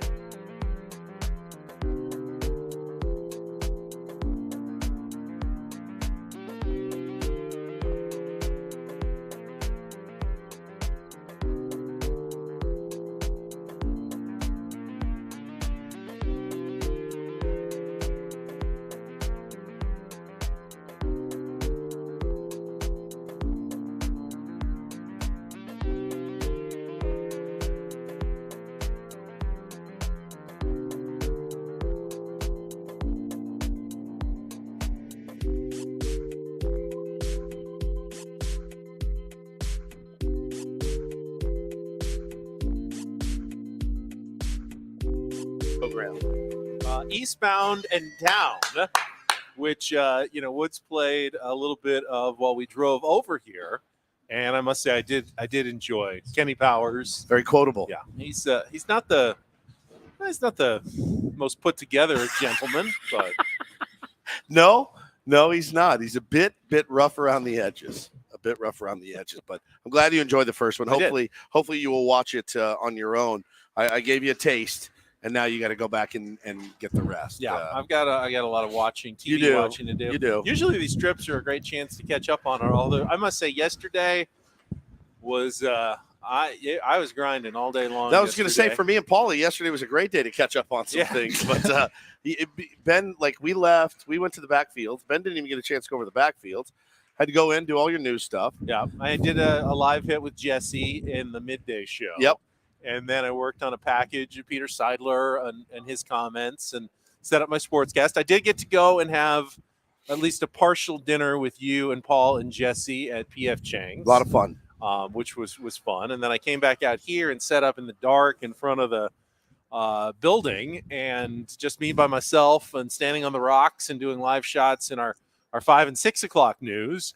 And then, I got to go back to the Airbnb, but I had to stay up for the Aztecs game and do the 11 o'clock news as well. So it just felt like a long day. It's a grindy day, my friend. I've The good officially news is hit today is the the same. teeth chattering. Yeah. Cold. Yeah, It's gotten it's like gotten 10 colder. degrees colder My feet are in the last hour. They're numb. Whew, well, let's get it together, guys, because we're just like 5 minutes away from Peter Seidler scheduled to join us here after he was Confirmed? That's confirmed? Giant newsmaker yesterday around not just Peoria, but all of Major League Baseball. I mean, there were stories in plenty of national publications about his comments, responding to what other owners have either said outright or at least insinuated about his spending on his team, and what making them look bad. Why can't you spend? I mean, really, it's mostly owners going to their fans. Well, why can't you spend like Peter Seidler does? I mean, Fans to their owners. Fans to their owners saying, why don't? Well, why some can't of you his do that? quotes yesterday when he had his media availability, and it's like, man, we've talked about it a bunch. Like, he's got to be getting to that level where he is just disliked by at least half the owners in baseball. Yeah, I mean, and it's not. And I love him for it's that. not jealousy. It's like, man, you're making us look bad. You're making you look bad. Peter's just exposing it. That's exactly right. No, I'm excited to talk to him. Paulie and I got to chat with him for a moment yesterday out at the backfields, and very congenial guy. And obviously is making the right decisions and doing the right things. And there's more. He's really invested in the game, and invested in and he said it yesterday. We want to bring a title here, and to hear that from an owner is great. And I mean, he it's great. doubled down. He said, I don't like. Let's pick a different word than sustainable. Yeah. But he did say that putting a quality roster and a winning product on the field in San Diego is sustainable. Yes. There's no fire sale. There's no plan. This is not a pump and dump scheme where, hey, let's do it for 3 or 4 years and then, sell the franchise for $2 billion and get out. He said, hey, this is going to be in my family, I hope, for the 50, 75 years, long after I'm gone. I want the Padres to still be a Seidler family holding. So this is not some, strategy or scheme. This is the way he wants to do business in the long term. Yeah, it's certainly refreshing. It certainly is. And seems like it's the all right, way. confirmation. All All right, right, let's take a break. We'll come back. Yeah, momentarily. We'll take a I break. love it. We'll come back with Peter Seidler, owner of the San Diego Padres, coming up next with Ben Woods on San Diego's #1 sports station, 97.3 The Fan.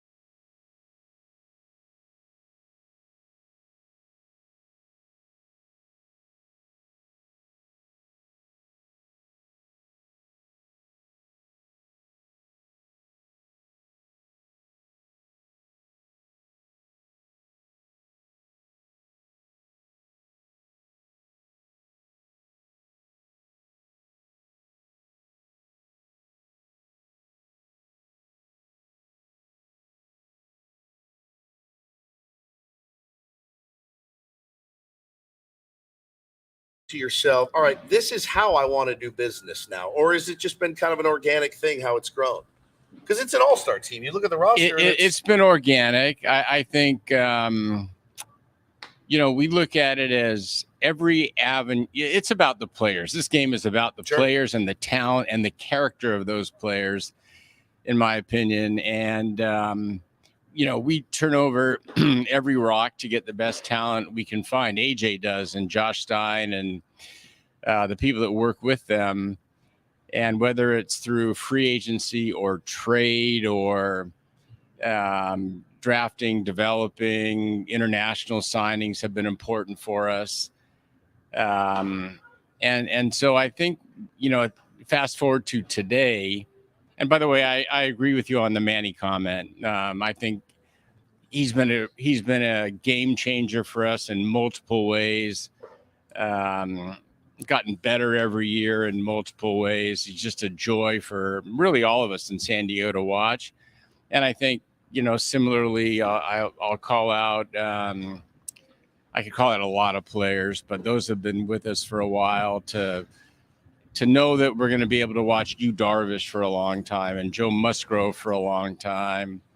I believe Fernando Tatis Jr. is going to come back and really honor the relationship he has with his teammates and with the fans of San Diego. But, our overarching goal is one thing, and that's to win a world championship and bring a parade and the title to San Diego. And within that, when opportunities present themselves to make us better, again, it's AJ and his team, but they communicate with me in a detailed way very well. That's the ultimate bottom line question. Just going to help us win a championship. And we think, we've got a very credible team going out there this year. Peter, you dropped a couple of terrific sound bites yesterday. I have to thank you from my TV side. Great for business. One of them was that you said Manny Machado is my top priority. Now, you can't predict the future. You don't know, how both sides are going to respond. But what does that mean to you that he's your top priority right now? He's earned it. As simple as that. And that's really all I'm going to say about that, out of respect for the player and for the organization. We have those conversations privately, but what I said yesterday is completely true.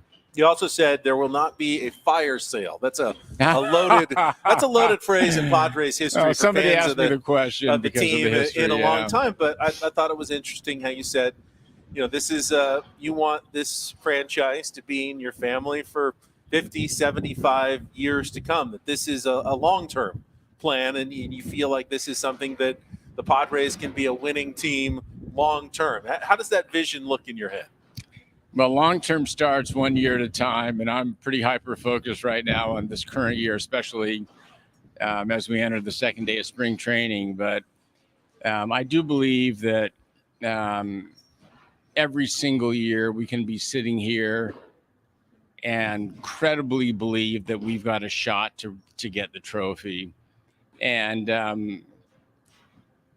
clearly there are plenty of very good teams in baseball this year, as every year there are. But we intend to be in the mix. Talking to Padres owner Peter Seidler here on Ben and Woods this morning, and we had the discussion, kind of the down time in sports radio after the Super Bowl. We were talking about what makes a great owner, and don't worry, you passed with flying colors.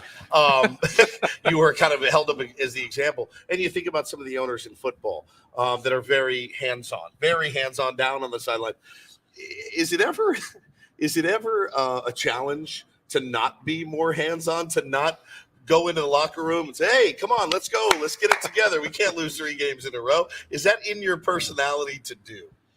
Oh, I can tell that to my wife and kids.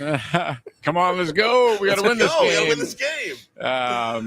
But no, I think, I'm in my early 60s, and I've known long in any organization I'm a part of, there's smarter people that'll pull the levers than I am. I hope I can help set the stage for good decision making, and then let our head of business, Eric Grupner, and head of baseball, AJ, and the people they work with have the expertise way more than I ever will. So I enjoy it. You like to delegate. I mean, that's what you're doing, is you're delegating, but no interest in going down into the dugout mid-game like a Jerry Jones would do. If he owned a baseball team, he would be down in the dugout mid-game. No. It's that's a rare gift though, because you don't get to the level of being able to own a professional sports franchise without having a tremendous amount of success in your life. And most of those people tend to be the kind of people who want to do everything themselves and want to do it their way. And hey, I've had success before doing this my way. I'm going to do this my way as well. Do you feel like that's always kind of been your personality? I'll say this about baseball and owning a franchise. There's nothing like it. The thrills are nightly, or the disappointments. And you feel that every night, and the great thing about baseball is if you lost last night, we're back at it again today, and we're going to win today. So, but equally important with a professional sports franchise, the franchise can have an outsized impact on the community in a positive way. And I think that's as important as anything we do, trying to be a good corporate citizen in San Diego and every year trying to be better at it.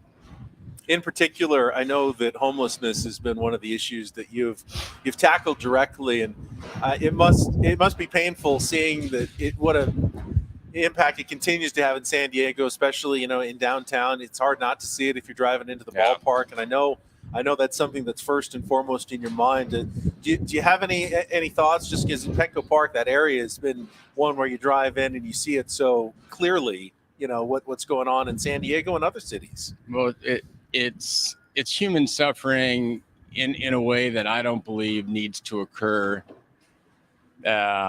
With rare exceptions, homeless people have problems, whether it's mental health or physical health, or simply, especially during the pandemic, they simply ran out of money, and you see more children out there and elderly out there that and so really most cities, including San Diego, had a big step back during the pandemic because there were a lot of things that could not be done because of social distancing and just all the massive negative impacts of the pandemic. But we're largely through that now, and I believe our city, with leadership from both the private sector and the public sector, is in the early stages of seeing those numbers trend down, seeing that suffering trend down. And, it's critical to all of us. And I spend a lot of my personal time and work with really great people and we have one objective, and that's to reduce the suffering, help the most vulnerable. And I've got some optimism as we further step into 2023 that things are going to get better. Talking to Peter Seidler here on Ben and Woods. Thank you again for your time and for joining us. It's freezing cold out here. You didn't have to cold. Do this. We really, really appreciate it. Another topic that we broached, and you're not anything really like Aaron Rodgers, but he went and did that darkness room for 4 days. He's a searcher. You're a very Zen guy. I follow you on Instagram. I see you're a Zen guy.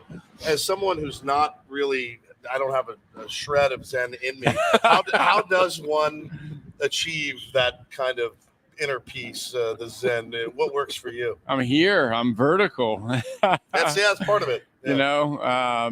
I feel very fortunate. I've had two big battles with cancer, and I've seen a lot of people suffer in that area as well. And I'm very fortunate to be here and enjoy it, and to be around all the thrills of baseball and hang out with guys like you and fans like we're talking to today. But, as just to make, to state what people say, but really try to take it to heart, to make the most out of every day. And enjoy it, have some fun, laugh, and hopefully make a positive difference. I'm sitting here, I'm staring at two mustaches right across the table from me. One Zen, one not. I know one's origin from last night. And Peter, you've said that your wife likes it, wants to keep it. When did you make the call, though? Yeah, what was the decision that went into it? Well, the quick backstory, I never had grown a mustache before, and I participated in the great Movember Men's Health month where men are for good causes asked to grow a mustache, and I did it, and really at the inspiration of my 8-year-old daughter, and my 2 daughters and my wife seem to like it, and I tell them it's day to day, so we'll see. But I'm having fun with it. Mrs. Seidler, though, said don't come home without it. Like, you have to. It's like the American Express card. Yeah, you don't come home without it. Oh, She's a fan. She's a fan. Nice to have a supportive missus, I bet. Yeah, that must be very, very nice. Well, Peter, we really appreciate it. We'll let you get back inside and warm up a little bit. We'll be joining you in about 10 minutes when our show wraps up. Great. Well, thanks guys. so much. Always good to see you. Appreciate it. Peter Seidler, owner of the San Diego Padres, mustache here to stay, hopefully. Mustache well, Bros. I mean, Mustache Bros if for the life. Padres get off to a hot start, it's going to stay. Yeah, you can't shave it then. If there's ever a slump, there's always a way to get out of a slump because you can always shave the mustache if necessary. I told him yesterday, his is so much more severe that he's got like Doc Holliday. Like, he looks like a hard ass with his. I mean, he may need some I look some like a mustache cop. wax at some time. You don't need any wax yet for yours, but what a great dude. Great owner, obviously, but you can, sitting next to him, looking into his eyes, that's a fantastic human being. He's just a fantastic I know we're human. here and talking Padres and it's a sports show, but I asked him that question about homelessness because I wanted to make sure that everyone listening, because I've heard him talk about it before and knows that he's more than just a guy who wants to win a World Series. Yeah, he's a guy who cares about people and our community, Mm-hmm. and more than a guy that just strokes checks for good players, and no, I was just saying, like, when you look at him, there's a gentleness, a peacefulness. He's a very, very good human being. You can see it. You see it in the way he carries himself. You hear it in the way he speaks. He's very deliberate. He's thoughtful. But yeah, he's also the guy that comes out yesterday and says, "Don't worry about how we do business. We're going to be fine." Well, that's the thing. clean I your own mean, plate. he clearly cares less than some of these other owners about squeezing every dollar out of his franchise. He wants to put a winning product on the field. But if there was ever a guy that you want to have the dollars, you feel good about him and what he's going to do with it. He makes a commitment that it's not about, we heard him talking about his kids. They may not be happy about how much they spend, but he wants to give something to fans. He wants to give something to community.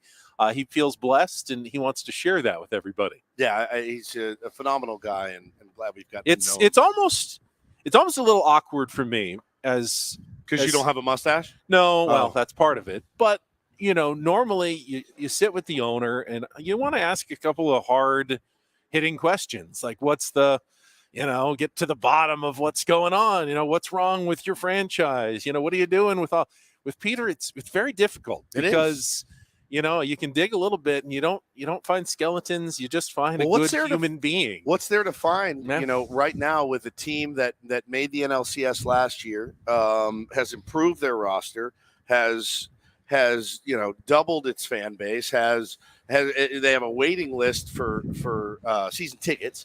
I mean, it's enough. I know there's someone who can complain about everything. Oh yeah. The ticket prices are too high now. Well, I mean, you could sell them for $10 to everybody, but then no one would ever get in because it would be impossible to get a ticket. There'd be lines around the block. That's a reasonable expectation. When your business is popular, then you charge a little bit more, for your product. That's how it works in every business and every industry. Except for ours. I mean, we still charge zero. We charge zero. That's true. $0. Yeah. From the day we started when no one was listening to now, when, I think feels like a lot of people are back there in San Diego listening. We have not increased our price at all. $0.00. But if you do want to fund our GoFundMe, we're not allowed to do that. But Maybe someday. No, he's a great dude, man. It's been a fun day. Been a cold day, very chilly day. Ready to get some soup in me and go home and relax because I'm not playing golf in this. We've already canceled. Me and Paulie have canceled our round. Had to lie to the guy and tell him, oh, we didn't end up making the trip. No, we made the trip. It just sucks because it's freezing. I feel cold. like bad weather is more than a legitimate excuse for not playing. It's not bad golf. weather though. It's just cold and windy. It's bad weather for golf. It's very bad weather for Arizona golf. I am going to go watch. I want to watch a little bit on the backfields too. Just saw Brent Honeywell, by the way, throwing a bullpen back there with Craig Stammen. And you know me, man, I'll get suckered in 2 seconds. Stammen looked unhittable. Brent Honeywell looked really good. That young prospect, Craig Stammen, rising up through the ranks. This might be his year. I saw him break off. I saw Honeywell break off a slider that would have made you snot. And then it dotted a low 90s fastball in the outside corner, pitching with a lot of conviction. He was Diablo was watching him, and Fritzy was watching Stammen throw, and both of them just popping it. So, man, I'm all in. We're all in. So sold on what I'm seeing out here and what I'm hearing. Hearing from the skipper Bob Melvin, hearing from the owner Peter Seidler about the caliber and quality of players that are out here. You almost have to see it to believe it. Of course, just over 48 hours, they'll be walking over to that stadium for their first game of spring training. As we heard earlier, you're going to see a lot of the regulars earlier. Fernando Tatis Jr. won't start that first game. You'll probably see him within a few days. Now, keep in mind, as the Manny Machados and Juan Soto's, Xander Bogaerts, they leave for their World Baseball Classic When teams. do they leave? It depends on, I think, what team you're on. Anywhere from like February 26th or 7th to like March 2nd or 3rd. But the games, I think, start March 8th. So they all need at least a few days with their teams to get ready. But Fernando's not going to go anywhere. So he'll have tons of games for 2 to 3 weeks while those guys are gone, in which they'll have plenty of opportunities to get out there and playing time. So there's no reason to rush him into the first few games. I mean, I'm sure he wants to play on the same field as Manny and Xander and Juan a couple of times, but they'll get to do that at the end of spring training as well before the season starts. Those guys will finish the World Baseball Classic, and I think there'll still be 3 or 4 games where they'll come back and be with the Padres before opening day. Man, so tomorrow's going to be a little different show for us. We're going to be in our Airbnb.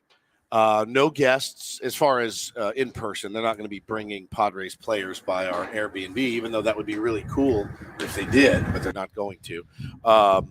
They got picture day and a bunch of stuff that they're doing. So we're going to be from the Airbnb. Sammy Levitt's going to come over. At school you had those like the business type days with the picture service. people coming, and well, it's not just for the teachers, but even for the students when your schedule would be all messed up because you had to do certain things. They actually do in spring training, in addition to, stretching out and warming up their bodies for the season and getting ready.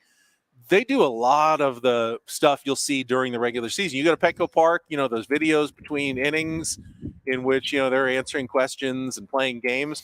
A vast majority of that is shot here during spring training. They have studios set up inside by the media workroom where they have green screens and players will come in and they'll spend an hour or so answering a bunch of different questions that'll end up as some of the entertainment for fans in between innings at Petco Park. And, I know they update those things as the season goes on as well, but a lot of that is done here in spring training, and tomorrow's a day where they're getting a lot of that done as well. Sounds like a beating. It does. As Oh, a yeah. player? Oh, absolutely. God, it yeah. would be a beating. I mean, it's beating, I'm sure, for the people who then, after one player leaves, has to do it for 30 other guys who are coming in and answering the same questions over and over again. It's like a day of meetings for these guys tomorrow. You could be any breed of dog. Which dog would you be? A lab. Next. Yeah, 100%. All right, live from our Airbnb tomorrow. Yes. And then we'll be back here on Friday to wrap up the week.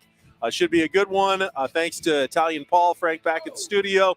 For Woodsy and Paul, I'm Ben. Thanks for joining us. Another great day out here at the Peoria Sports Complex on San Diego's #1 sports station, 97.3 The Fan.